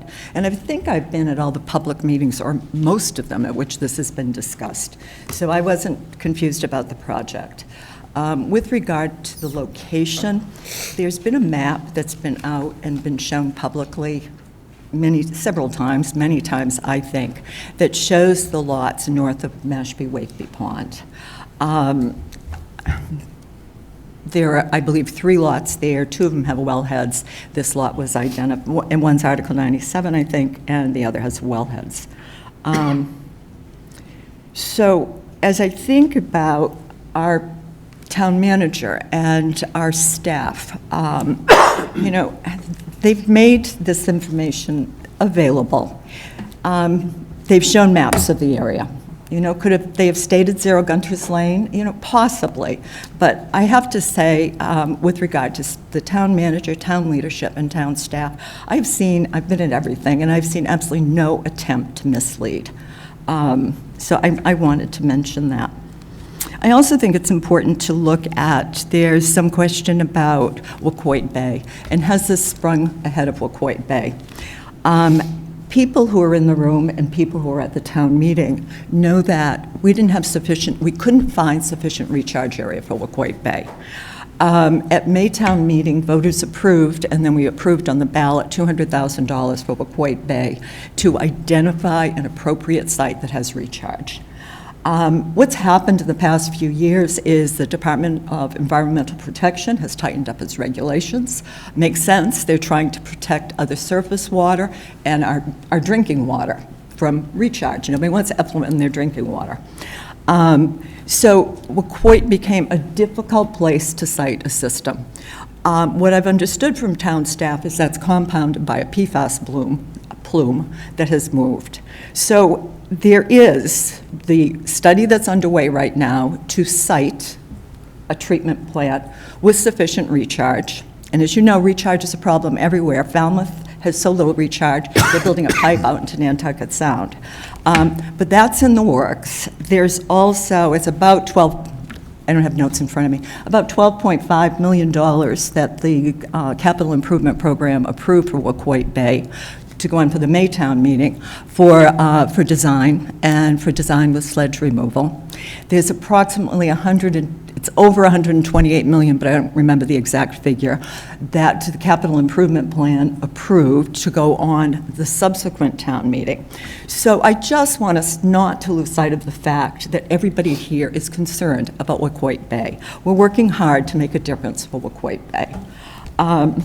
I also want to point out, I've heard a lot about trees, and I was always joke that I don't like to cut down a single tree, ever. When we site and when we decide to build that plant for Wacoit Bay, there's no barren land on which to put it. So we are going to be cutting down acres and acres of trees. So I want to contextualize this. I think it's important to do that. With regard to Mashpee-Wakeby, so people say, is it Wacoit? We're going to say Wacoit Bay or Mashpee-Wakeby Pond. I think we have to say both. Can we say both right now? No, that's not the choice we have. The choice we actually have is, do we work on this for Mashpee-Wakeby Pond, or do we elect to do nothing? The money that we've been granted through SRF funds, this application was submitted last July. It's gone through a vetted process with impartial DEP reviewers. They only approved 50% of these. They approved this to move forward. That money goes away if we don't do this. I'll say one more thing and then I'll let people talk. I also am profoundly aware of the tough choices we have to make. Nobody wants to use land, nobody wants to deforest land, nobody wants to use land. I think we have to start thinking about environmentally balanced decision-making. How do we say we're going to let the bay just continue to deteriorate because we don't want it to forest land, and we're going to let Mashpee Wakeby Pond continue to deteriorate? Alum's a Band-Aid if you don't stop the source, and I believe it was Ed Eichner that identified the source of phosphorus from those wastewater, from the wastewater treatment, that side, those houses at about 52%, but I don't have the notes in front of me, but I think it was 52% of what's contributing. We can put alum in, and that will, we need to. We voted for that. That'll adhere to the phosphorus at the bottom of the pond, and it'll keep that phosphorus there. But it's not going to solve the problem. We need to stop the problem at the source. So those are my thoughts, and I will let somebody else speak. I know, Madam Chair. I know for me, you know, I try to be reasonable in how I approach my decision making, and I've been paying attention and listening to both sides. This is probably, you know, one of the most difficult decisions I'm going to have to make, because it is pitting, you know, environment against environment, and that doesn't set well with me. You know, I think everyone's done their homework and articulated very well their concerns, and they're all valid. And, you know, I don't feel good about being put in this position. I blame past administrations of the select board and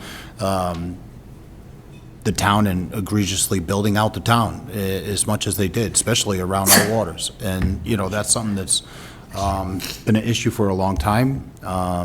As Madam Chair said, you know, this is where we are, and we have to make difficult decisions.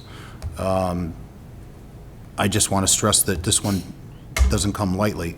I think tonight folks have made some really good points, some that raise additional concerns that we have to address for future, so it doesn't continue to come back and bite us.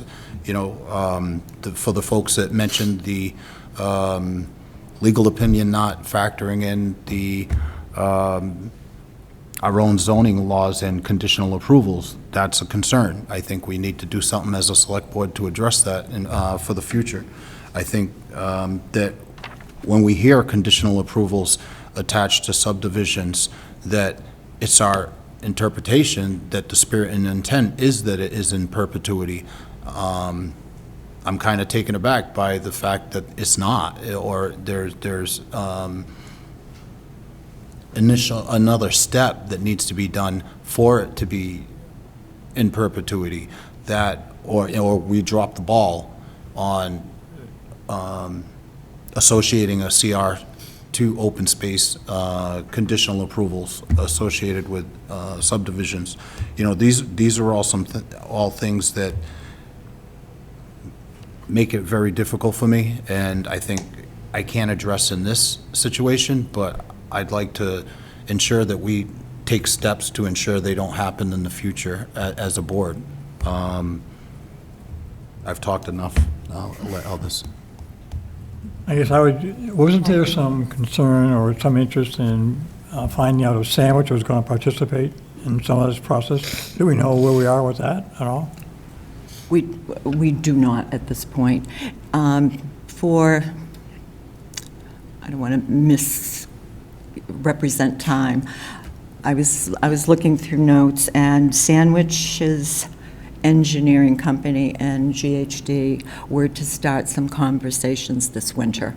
We did receive a letter or an email from Sandwich indicating that there was interest, but there's not a firm commitment. Okay, so in addition, I heard something tonight which I hadn't heard for quite a while, which is some concern on the part of the citizenship about the way we communicate and how well we communicate, or on the alternative, well, we don't kind of support what Dave said. So I think we need to do a better job of communicating somehow, whether it's in writing or mailing or whatever. So, and third, we talk about protecting open space and land. And I agree with it, for sure. But if the water goes, no one's going to walk on the land. You can't have it both ways. I mean, if you let the water go, so it's ruined, and that land will be no good either. At least we're doing something from a sewer protection methodology. We're protecting a lot of the land. So if you have to give up a little bit to protect it all, and it's a hard decision to make, but that seems to be the right decision. That's all, my comment. Thank you, Mike. John? Yeah, I mean, not to repeat everything, I mean, David, Mike, Michaela, to echo your thoughts and environment against environment and what has to happen for decisions. We did get a legal opinion, correct? That we are, maybe whatever happened 28 years ago, it wasn't put in, we never filed the paperwork, I'm not sure, but am I understanding correctly as far as this is legally, our attorney has looked at this and I'm assuming that what they're looking at is what the attorneys have provided as the revised verbiage, correct? KP Law sent out to an attorney for the follow-up work, and you should have this. This is the same. The electric. And I have it. It's the same with the electric. I have it. and this is dated August 13th. It is addressed to Sharon Everett of KP Law, and draw your attention to page 2, number 5, that says, in summary, we found no instrument of record that would prevent or inhibit the town's proposed project to construct a wastewater treatment facility at this location, quote unquote. And that's from attorney Richard M. Golden. Okay. The other thing is disrupting, cutting down, disturbing of trees. To your point, Michaela, it's never easy.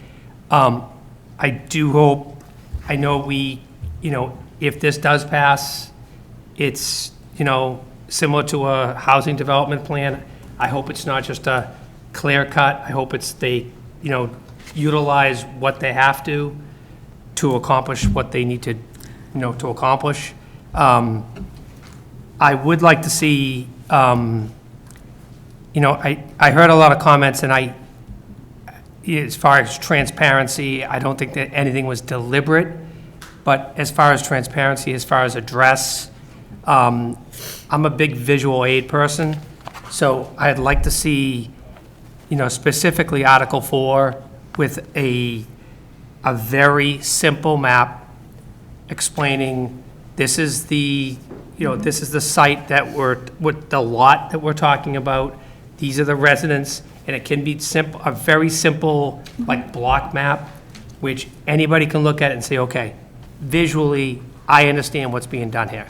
Because what I don't want to see is an absolute, how many acres, we're talking about the site itself is maybe, what, 6? The site is 26. We're talking 26, about 4 to 26 5. total. Right, but I think 6. 4 to 5 to 7, yeah. All That's right, close. so that, Correct. I hope we're not talking about clear cutting 27 acres. I know it's almost like I say it like tongue in cheek, but I also seen that in, housing developments that I'm like, Yeah. did you need to do that? So a nice visual aid, a map, so at least if it does pass, if it goes in front of the people at town meeting, they can visually, and they can make a vote on what they see in front of them and what they read. So, it's tough. I mean, David, you said environment against environment. That's where I feel it's tough. So. Tracy? Yeah, I have a lot of thoughts on this matter. What comes to mind initially really is my connection to the land, the water, the space, the importance of the quality of the land and waters. Because culturally, I believe if those are desecrated, we are desecrating ourselves. So water quality and environment is of the utmost importance, and I don't think that what I'm hearing from both sides, if you will, is an agreement to that people do care about water quality in Mashpee, and that they want the waters to thrive once again, and they do want their kids and grandkids to enjoy the same things that many of us have been able to enjoy throughout our lifetimes. And I also hear about the lack of transparency, which I think is extremely important. The rollout of any process, it doesn't matter if it's a small project, or if you're planning an event, or it's a large project such as this, and we're talking about water quality, that it's really important to engage key stakeholders to understand the pros, the cons, to talk through. I mean, some people, including myself, really mapping out the different plots and why, it couldn't work in another location as opposed to this one. Those types of things are underneath it all relational. And so I too have found this past few weeks to be really heavy and challenging, and also just very open to hearing the many different perspectives. So I just do want to say that I appreciate people sharing their very, genuine thoughts and feelings about this matter. And I think that if there are the variables available to us now, I'm really concerned if at, phase 2 or 3, we haven't hit the nitrogen goals, or there's still challenges. The alum treatments, I want to say they're only 10 to 15 years. They're not permanent solutions. They are temporary, and while I'm grateful for that and strongly supported alum treatments, I'm really concerned about the long-term sustainability and longevity of our waters and land,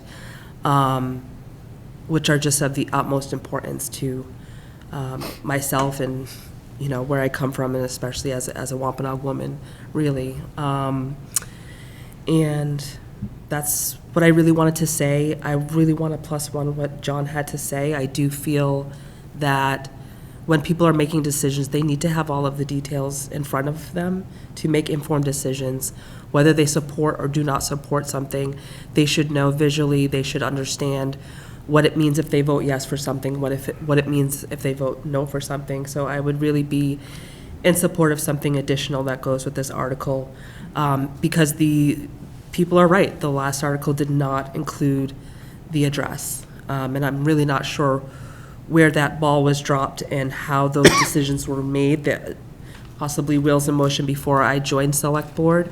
So I do really agree with John, and perhaps we could look at helping residents make more informed choices based on feedback and in the spirit of relationship building and community engagement. Thank you. Thank you. Mr. Town Manager. The Mashpee-Wakeby Cluster IA was one of my goals, unanimously approved by the Select Board in July of 2024. It was subsequently shared with the Sewer Commission and town staff, and it was featured on the Enterprise of July 17, 2024. I'm quoted as saying, "A project evaluation form for the community septic system at Mashpee-Wakeby pond is due to the State Department of Environmental Protection by July 26. If approved, construction possibly would begin in spring of 2025. From the start, the wastewater department has made it clear that the cluster system would be built on town-owned land north of Wakeby. They've shown maps of the area. Could we have stated 0 gunters? Absolutely. Why didn't 0 gunters initially be listed? It wasn't listed because the wastewater superintendent wanted to make sure that all options were absolutely exhausted before it was that particular one. The multi-year diagnostic study of Mashpee-Wakeby illustrated the need for this project. The project will remove nitrogen from the Pompanesett watershed and remove phosphorus, the primary contaminant in fresh water, from entering Mashpee-Wakeby. This project was vetted by impartial Massachusetts DEP reviewers and approved for 0% SRF financing based on its merits. The assertion that the project presents a choice between McCoy Bay and Mashpee-Wakeby, I think, is factually flawed. The obstacle to wastewater treatment in the McCoy watershed is the recharge capacity, or so I've been told. That's the information that we're going with.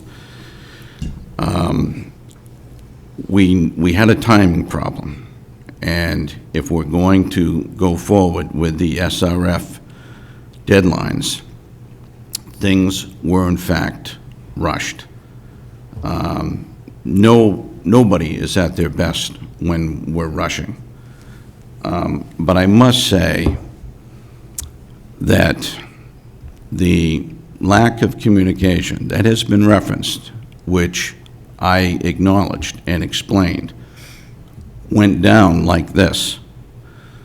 The wastewater superintendent went to the consulting engineer. The consulting engineer went to the surveying group and said, we need you out there, and we are on a tight timeline. The surveying group went out there without telling the consultant, who had no knowledge of it, so the consultant didn't know they were going out there. The wastewater superintendent didn't know that they were going out there, so certainly I didn't know that they were going out there. They were trying to be proactive. They were trying to do the right thing. They were trying to get ahead of the curve rather than be behind the curve.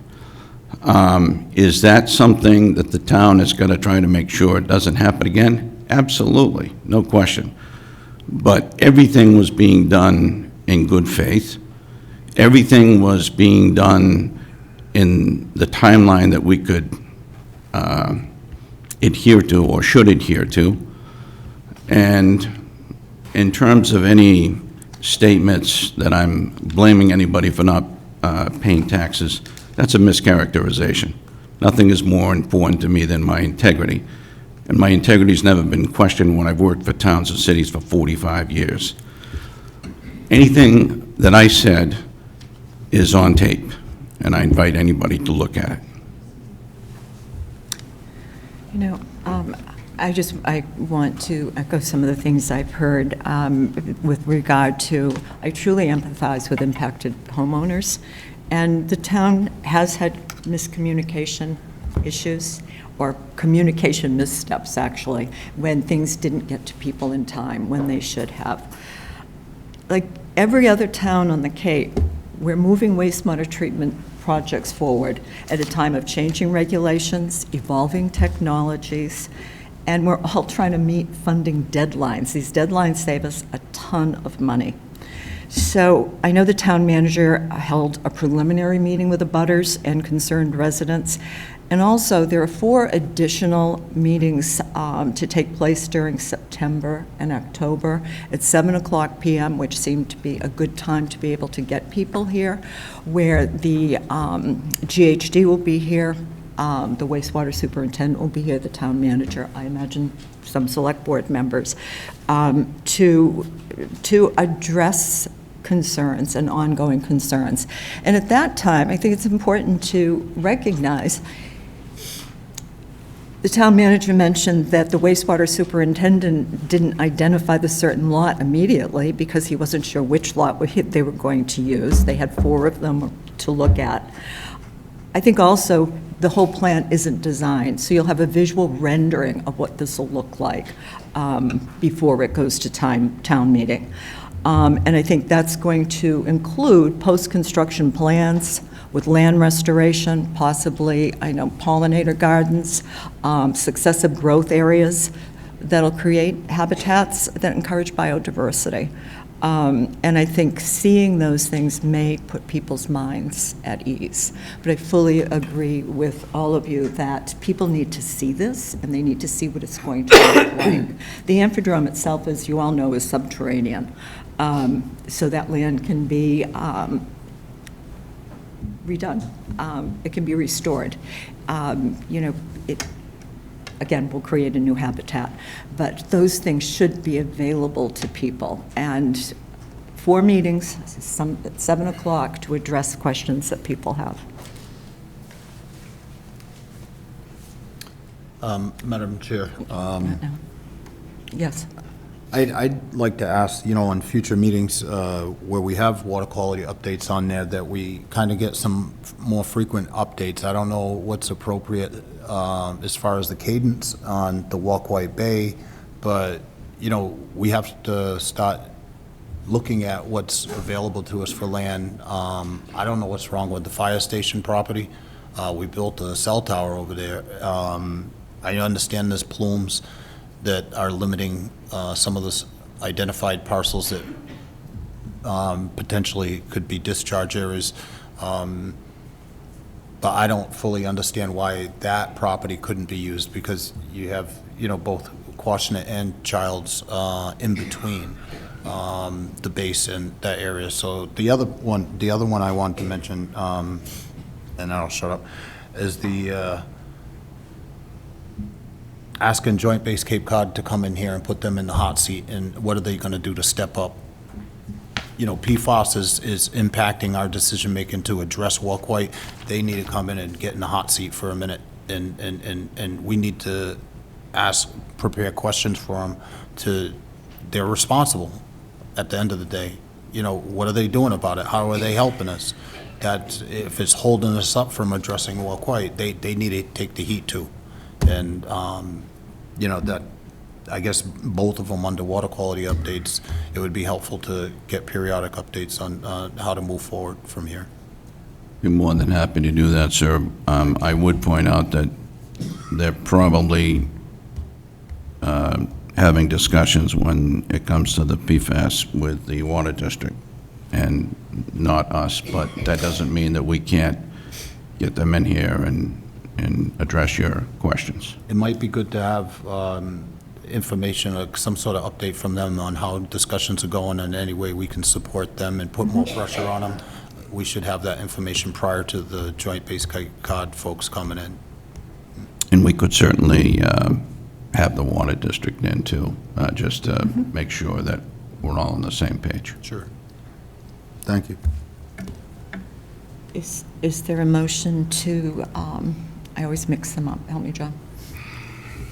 A motion to approve and recommend, or recommend and approve? Correct. Is there a motion to recommend and approve?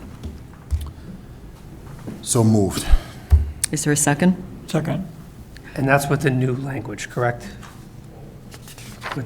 Yes, I'm sorry, So we correct. need to first do that. Replace the language. Yes, sir. Thank you. Okay.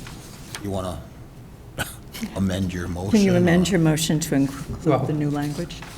Oh, With your I motion. moved it, all right. So I amend my motion to replace the language per the memo.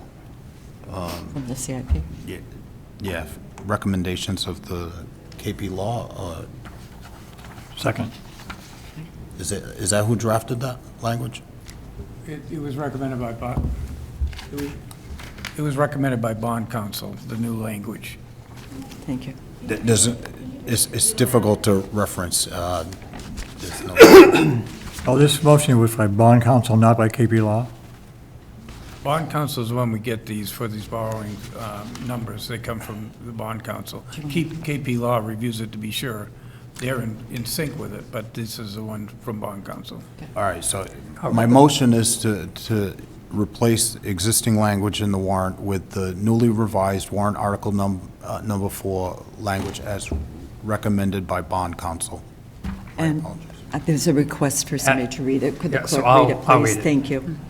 To see if the town will vote to authorize the treasurer upon approval of the select board to borrow the sum of $25,900,000 at one time or from time to time under the pursuant to Chapter 44, Section 7 or 8 of the general laws or any other enabling authority, and to appropriate said sum from purposes of paying the costs of construction of a remote collection, recharge, and treatment facility to help manage both nitrogen and phosphorus in Popponesset Bay and Mashpee Wakeby ponds, including all other costs incidental and related thereto, as recommended by the Capital Improvement Program Committee,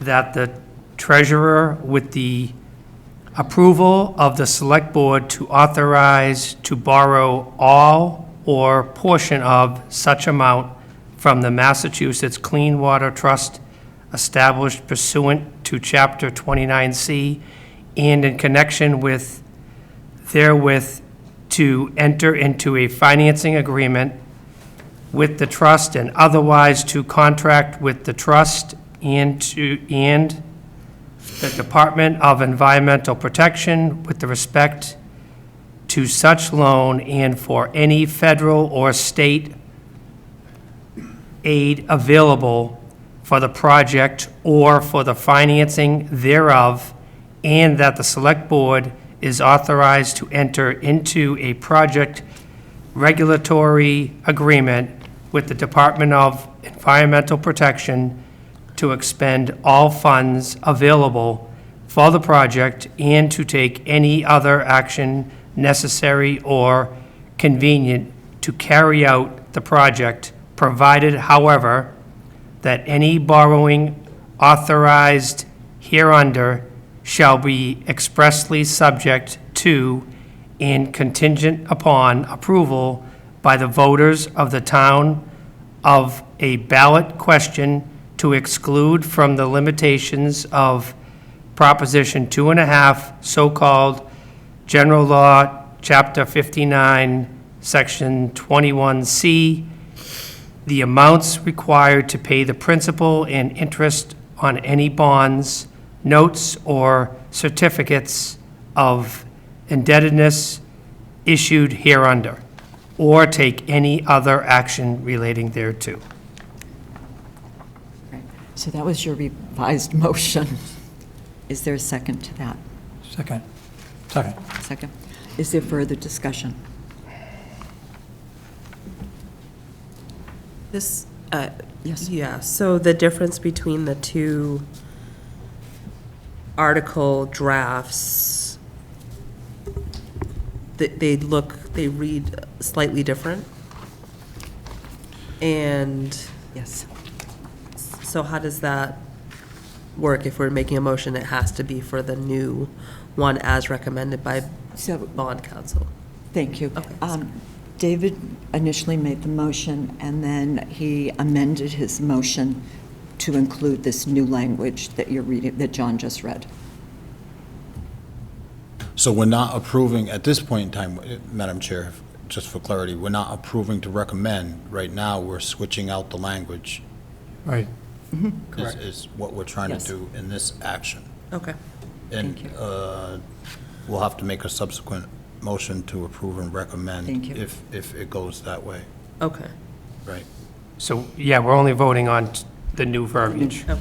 that I just read. Thank you, Tracy. Is there other discussion? John? Yes. Tracy? Yes. Mike? Yes. David? Yes. And I'm a yes. Okay. Is there a motion to approve and recommend? So move. Second. Is there discussion? Seeing none. John? So Oh, sorry. Please, no, that's okay. Okay, quick clarification. Do we have to record, or are the minutes sufficient to state that we're adding, with this particular article, a visual aid or plans of some sort? I think that should. This is, they do have this, yes. You mean the recording secretary?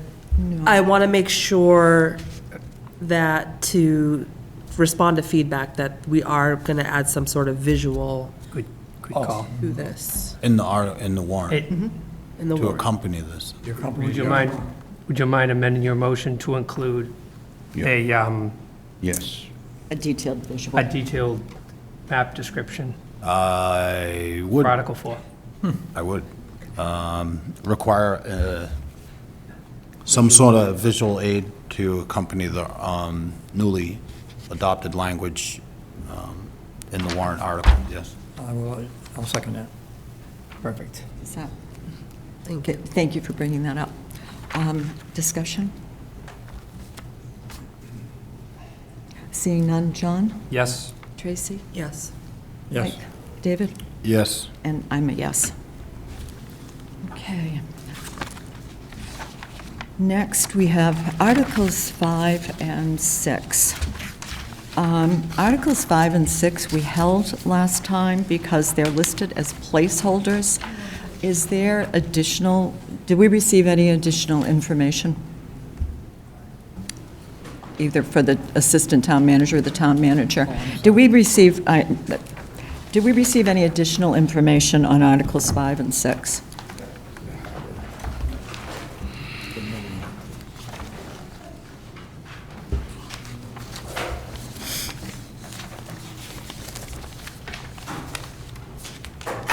That's all my notes. Madam Chair, which article? 5 and 6. They're Articles 5 and 6. They were submitted by Waterways, and at the time when we reviewed them 2 weeks ago, I think you indicated that you had asked for additional information and none was forthcoming. This is last month. We didn't have materials. Okay. I am familiar with those. Thank you. The chair of the Waterways Committee did attend the, I believe it was Finance Committee. Yes, sir. But I've had no discussions with them, and as previously stated, the harbor master is not really plugged into this. This was a Waterways Committee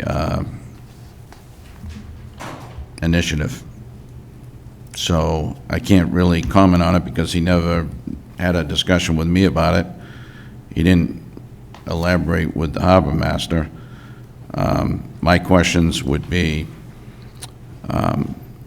if we're going to take money out of the Waterways account to cover this, then what is going to be sacrificed in terms of equipment or dredging, which is what we pay for dredging and equipment out of. Secondly, in terms of the grants, I have not seen any language in regards to the terms and conditions of the grants, so I don't know what the source of these grants are, whether it's federal, state, or otherwise, and if so, what are the specifics. I was told, because he mentioned it at the meeting, that it will not relinquish local control, so that's a good thing. I would question where the spoils are going to be going, and I think it's going to be very difficult to get permitting for this. And if the permitting is going to be a challenge, the next question that I would have is, are we throwing money out for something that is bound for failure? So I don't really have a lot of answers. I get a lot of questions, but I don't really have a lot of answers. When do we have to, Madam Chair, when do we have to, do we have one more meeting? September 8th. So we have, Well, we have another meeting, yes, but when you look at this, it seems like the harbor master hasn't been in the loop, which is important. You also have the dredging spoils, which what was spoken of at that meeting, I checked with some people about, and you can't even bring it out. They were talking about barging it out. You can't do that and make those islands anymore.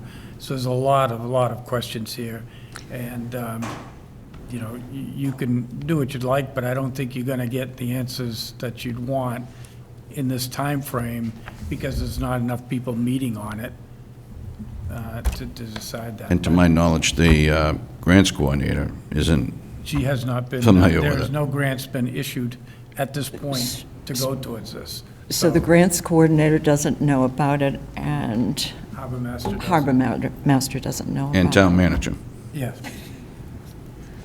So it's one of those that you, it's disappointing. I mean, so, all right, so I motion to withdraw Article 5 and Article 6. Is there a second? Unless you want them in here at the next meeting. But they're not, if at that point, it's not going to, I was hoping that we're going to have some answers By today to. over the last couple of weeks, because that was the plan. what, the answers you'll get are is exactly what the town manager said to you just now. Or to have had the grants coordinator or the harbor master or somebody write a letter for this, or to, I mean, it doesn't seem like there's, it doesn't seem like it's coordinated. I would think that we'd be all on the same page. I mean, Correct. I don't have a boat, the whole thing, but a marina in town, I think would be a nice thing, but maybe we should all get on the same page, transparency, learn from Article 4, and And the other thing is, I mean, obviously, I don't want to go through any ordeal where abutters are not in the loop, so do I have any knowledge that the abutters are even aware that this is under consideration? The answer is no. So what I think, in terms of communication and transparency, I think it would be a good idea, not to say that we have to, but I think it's a good idea to flood that entire area, pardon the pun, with the message, this is what is under consideration. Maybe there'd be a lot of people that would come up and say, we don't want any marina down there. Maybe you would get a lot of people that would come up and say, that's exactly what we want. I don't know. And then, of course, how many are being constructed, how many docks, or what is the marina going to consist of? If we are staffing it, are we going to have to build a facility for simple things like a restroom? And then how much is that going to cost? And we're right next to the water. I mean, Don't know about DEP, conservation, a lot of questions. Yeah. Tracy? And I would think Sorry. that, as the boss had said earlier, you know, when you rush these things, that's when we run into difficulties. We And don't I have think enough it- information, period. So I would second what John said. It also I wanna says, see get the Tracy. memorandum, which it also said last time, and I'm not sure if I've missed it, but I hadn't seen nothing's changed. a detailed memorandum, so I'm not sure where that. the only thing that I had to that point is the email or letter on, from the waterways concerning the subject. Oh, okay. Just for clarity, because I made a motion to withdraw, but should I make a motion to indefinitely postpone? It's up, Or it's just- it's is it up to the withdraw? board. I'm Is just withdraw the telling you, correct- I can't answer any of your questions because I haven't. Well, So Definitely. my motion still stands as, is motion to withdraw Article 5 and Article 6. Yeah, and I'll second that. We don't have enough information. Is there any discussion? No? I'm in agreement. It's John? not enough. Yes? Tracy? Yes. Yes. Mike? David? Yes. And I'm a yes. Okay. Next, we have Article 10.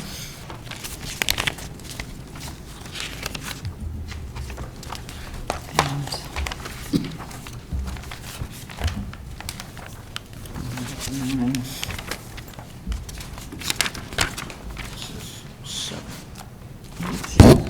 I have them all marked, wait a minute. Okay, I do have an update from the DPW director. Sorry, but she couldn't be here this evening. You're referring to Article 10, Madam Chair? Correct.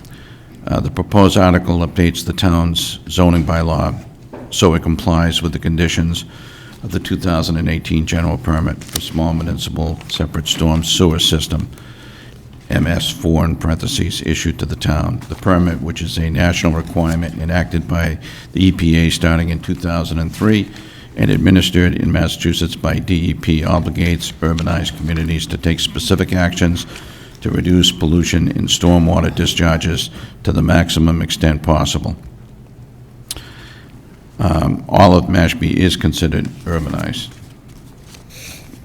which is another thing, but at any rate, the 2018 permit imposed additional requirements for post-construction stormwater management for the new development and redevelopment and best management practices to address specific water bodies. These requirements should have been enacted by June 30th, 2020. Required updates were made to the town's general bylaws, Chapter 84, but updates were not made to the town's zoning bylaw. In April 2025, the town received a notice of violation from EPA and Mass DEP. The town is now under order to make the required updates by December 2025 or face penalty. So, I think I've said enough. Is there a motion to approve and recommend? So moved. Second. Approve and recommend. Yes. Was the motion. Any discussion? John? Yes. Tracy? Yes. Mike? Yes. David? Yes. And I'm a yes. Okay. Article 12, and Article 12 is the excessive or unusual noises. And I think the only change here is at our request, they changed it from 7:00 PM to 8:00 PM. Let's get that was in just, green. and that was just a comment of mine. I don't know if the board was in agreement. Oh, no, So I think we No, were. no, that was changed. Okay. Yeah, Yeah. Great suggestion. yeah, it was. So is there, now that Motion to that's approve changed? Article 12. It's 12, right? To approve and And recommend? recommend. Approve and recommend. Article 12. Is there a second? Second. Any discussion about Article 12 as it's written now? Okay, seeing none. John? Yes. Tracy? Yes. Mike? Yes. David? Yes. And I'm a yes. And I think those are the only articles we still needed to look at. I thought we were waiting. We're waiting for, there Information. is one, we're waiting for information from the planning board for, Article 8? is it Article 8? Thank you. I have, we held 7, 8, 9, 10.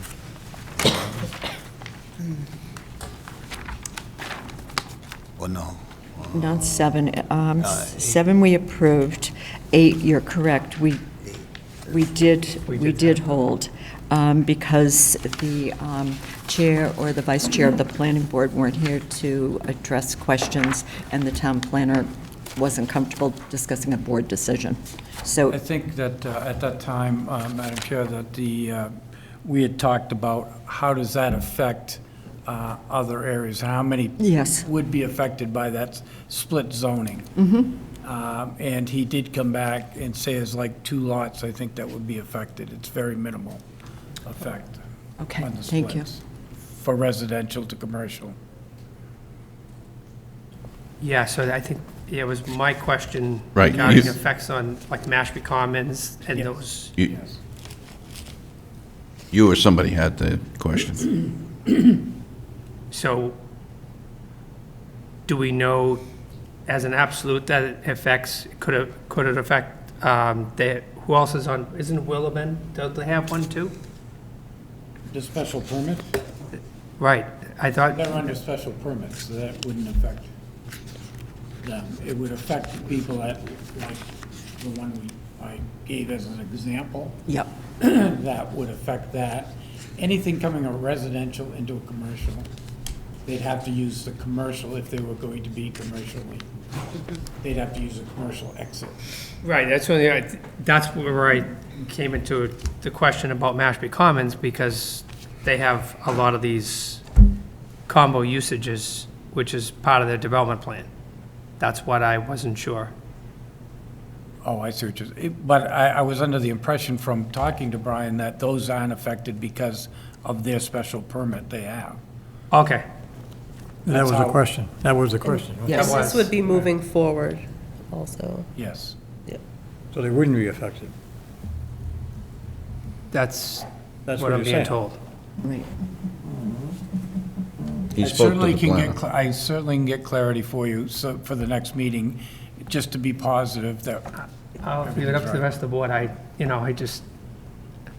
hate to have it be, Clarity's You don't best. want to leave it, you don't want to leave it open. if it's only one, that's the only last one, right? If It is, I think so. correct. it's up, Okay, let me find out. Do you want to you want to make a motion, put a hold on Article 8? well, it's already on hold, so it's, Okay, so we don't have to do anything.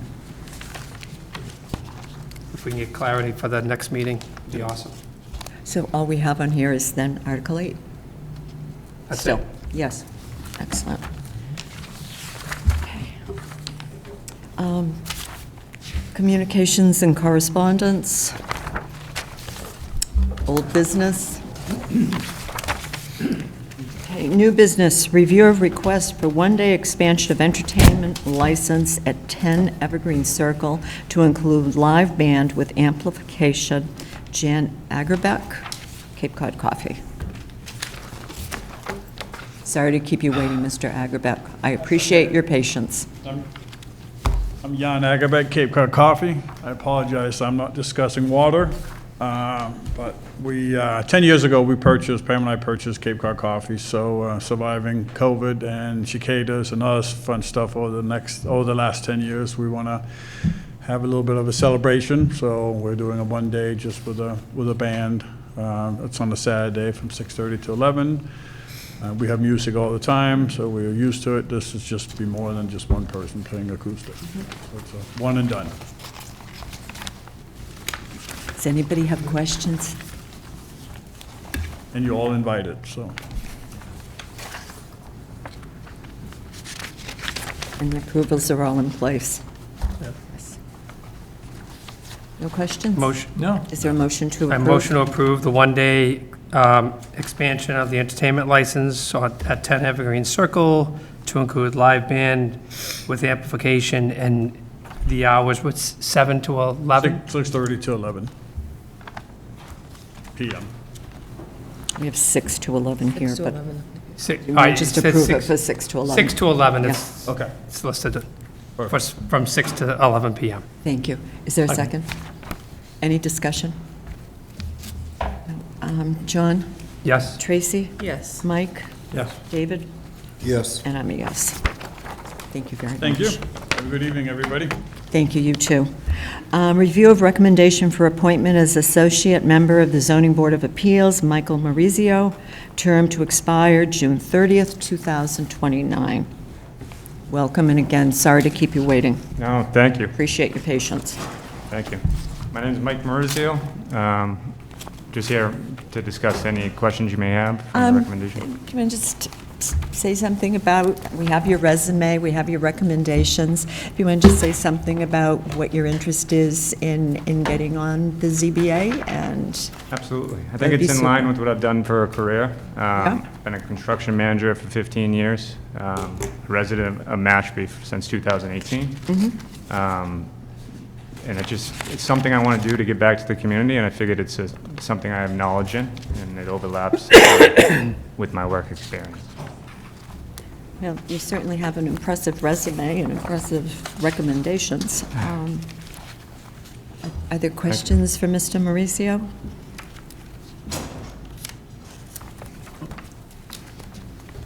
The process, policy one was followed. Yeah, I mean- In its entirety, so we're in good shape there. Is there a motion? Motion to approve Michael Maurizio? Yes. recommendation to the associate member of the zoning board. Second. Is there any discussion? Mike? Oh, I'm sorry, David, go ahead, please. You're a current member of the Cape Cod Builders Association? That's correct. I don't know if there is or isn't, but would there be any conflict? If there ever Can was, you- Can or- you think of any projects that may come before where there may be a potential, just as a scenario? Yes. No, I guess if there was a contractor or a home builder, or even a resident that I had worked in their own home and they were coming in before the board, I would just reclude myself from that. But that would be associated with your personal employment. The Correct. association is your employer? Oh, no, no, Oh, no. no. I'm a little confused on the question then, I'm sorry. So that's just a builders association, it's kind of like a, let's say, a business owners group, or someone, or with people with particular interests. Oh, I see. Yeah. All right. Thank you. Does that address it? Yeah, I'm Okay, good. thanks. Okay. We have a motion. We have a second. Second. And any other comments or questions? Mike? Yes. David? Yes. Yes. John? Yes. Tracy? And I'm a yes. Thank you all. Congratulations. Thank you Congratulations. for your willingness to step up. No, of course, thank you.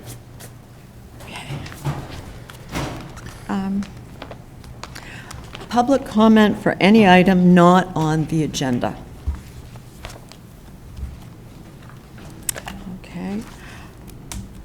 Additional topics, liaison reports. Tracy? I attended the school committee meeting Yeah. last week. There's a lot of great energy in the room. They have, I think, 30 new hires. They're all gearing up for the start of the school year, which kicks off on Wednesday. I was also able to connect with Dr. Connors, the new superintendent, assistant superintendent. It was just a really great space. I'm looking forward to an exciting school year. So just wanted to share that lots of things are happening in the school community this week, and get prepped up for those morning commutes with the buses. They're coming. Thanks, Tracy. I guess it's liaison, but it's more, the Bountiful counselors voted 7-5, I believe, to engage Mass Development with a feasibility study of sorts to consider moving the airport from Hyannis to Joint Base Cape Cod. Which town? Barnstable. Barnstable Council voted, I believe it was 7-5, I could Okay. be wrong. So they have engaged or advised Mass Development to conduct a study to do Wow. so. And I know we all spoke up Yeah, not in favor of that. That's why I Yes. thought it's important to I'm glad you did. just, So is it worthy of taking a position as a board and writing a letter of disapproval? I mean, is it the appropriate time to do something like that, or? I don't know.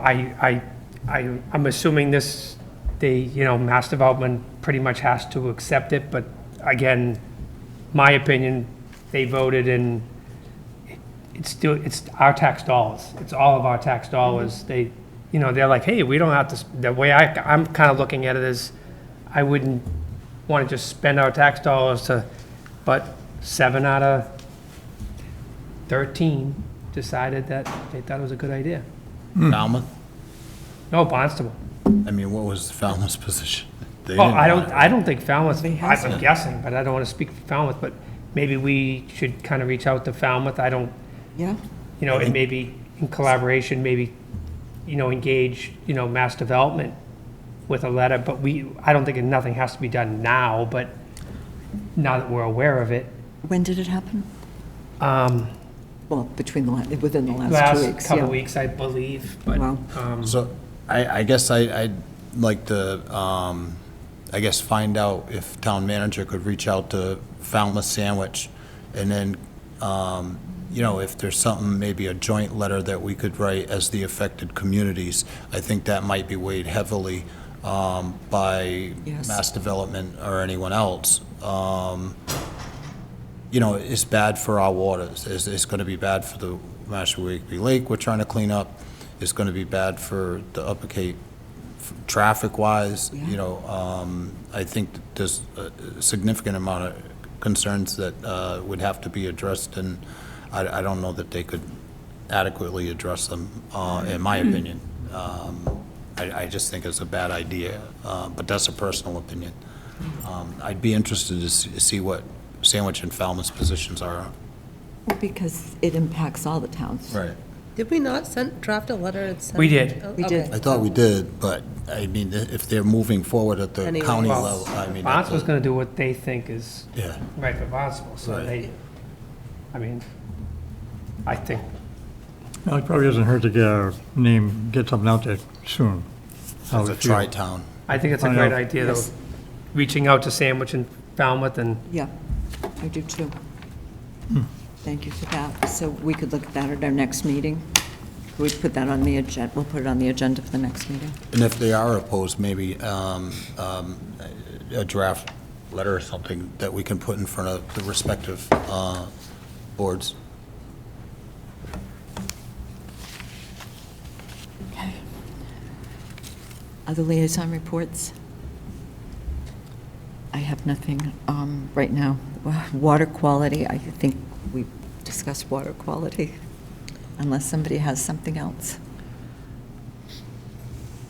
Okay, town manager updates. Okay, you do have a full copy of the document that is the legal opinion regarding Zero Guntus. Yes. Also, I know Madam Chair is aware of this, but I just want to make the board aware of the real estate transfer fee issue. In response to the housing crisis on Cape Cod and at the request of the Assembly of Delegates, the Barnstable County Administrator formed a working group to explore ways the county might provide practical support to towns. This is in addition to the Shared Regional Housing Services Program that serves as a clearinghouse for resources and provides technical assistance. One strategy the working group identified is the imposition of a transfer fee for high-value real estate transactions. Revenues generated from this transfer fee would be used to support the acquisition and protection of housing that is affordable. The real estate transfer fee proposal will require action at multiple levels, first at the Assembly, then the state legislature, and finally the Board of Regional Commissioners. According to the county administrator, this proposal is in its infancy. The property value threshold, the fee percentage, any exceptions, individual towns' ability to opt in or opt out, and the distribution of funds all need to be worked through. We might want to put this on I believe it's the September 15th joint meeting agenda between the Select Board and the Affordable Housing Committee for discussion. And unless there's an objection, that's how I'm going to proceed. I think it would be really good to have that on that joint meeting, so that we can discuss it and the implications, and then make comments to Barnstable County as this process is unfolding. It's very much in its infancy. Okay. The last item that I have is, like a lot of towns and cities in the Commonwealth and elsewhere, cybersecurity is becoming an increasing issue. We've had a couple of recent incidents that I won't discuss publicly, but I will say that there is a need for specific training with all staff. I know that we generally close Town Hall once a year for an organizational day. I may be seeking very shortly a closure for the sole purpose of getting all the staff in this very room and having cybersecurity training. And I didn't want to blindside you with it. I do have a memo for you. Do you have that?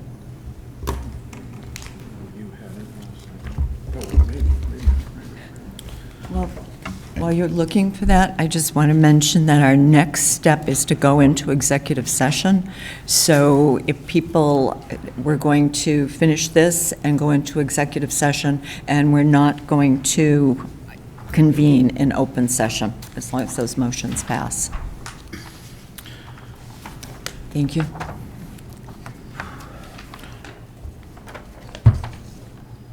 So I just want to make you aware of that, and I will be coming to the board for an authorization to close town hall. It's not a day off, it's a Right. working day.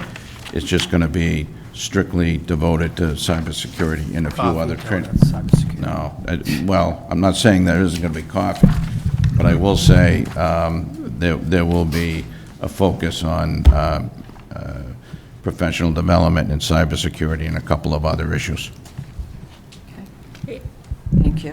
No action needed Senator? tonight. I'm just making you aware of it tonight. All right. So at this time, I'll consider a motion to enter into executive session. So moved. I think Second. I think we need to, Clerk needs to read, right? one of us needs, it's right there. Thank you. Motion, you want to take care of it, John? Yeah. I move the Select Board enter into executive session in accordance with Mass General Law, Chapter 30A, Section 21A, Clause 6, to discuss the purchase of 9, 17, 25, and 33 Pickerel Cove Road, Mashpee. If the chair declares that an open session meeting would have a detrimental effect on the board's negotiating position, the board will not reconvene in open session. Second. In my opinion, holding this discussion in open session would have a detrimental effect on the board's negotiating position with respect to the potential purchase of the real property. The board will not reconvene in open session. We need a roll call vote. David? Yes. Mike? Yes. Tracy? Yes. John? And I'm a yes. Okay. And then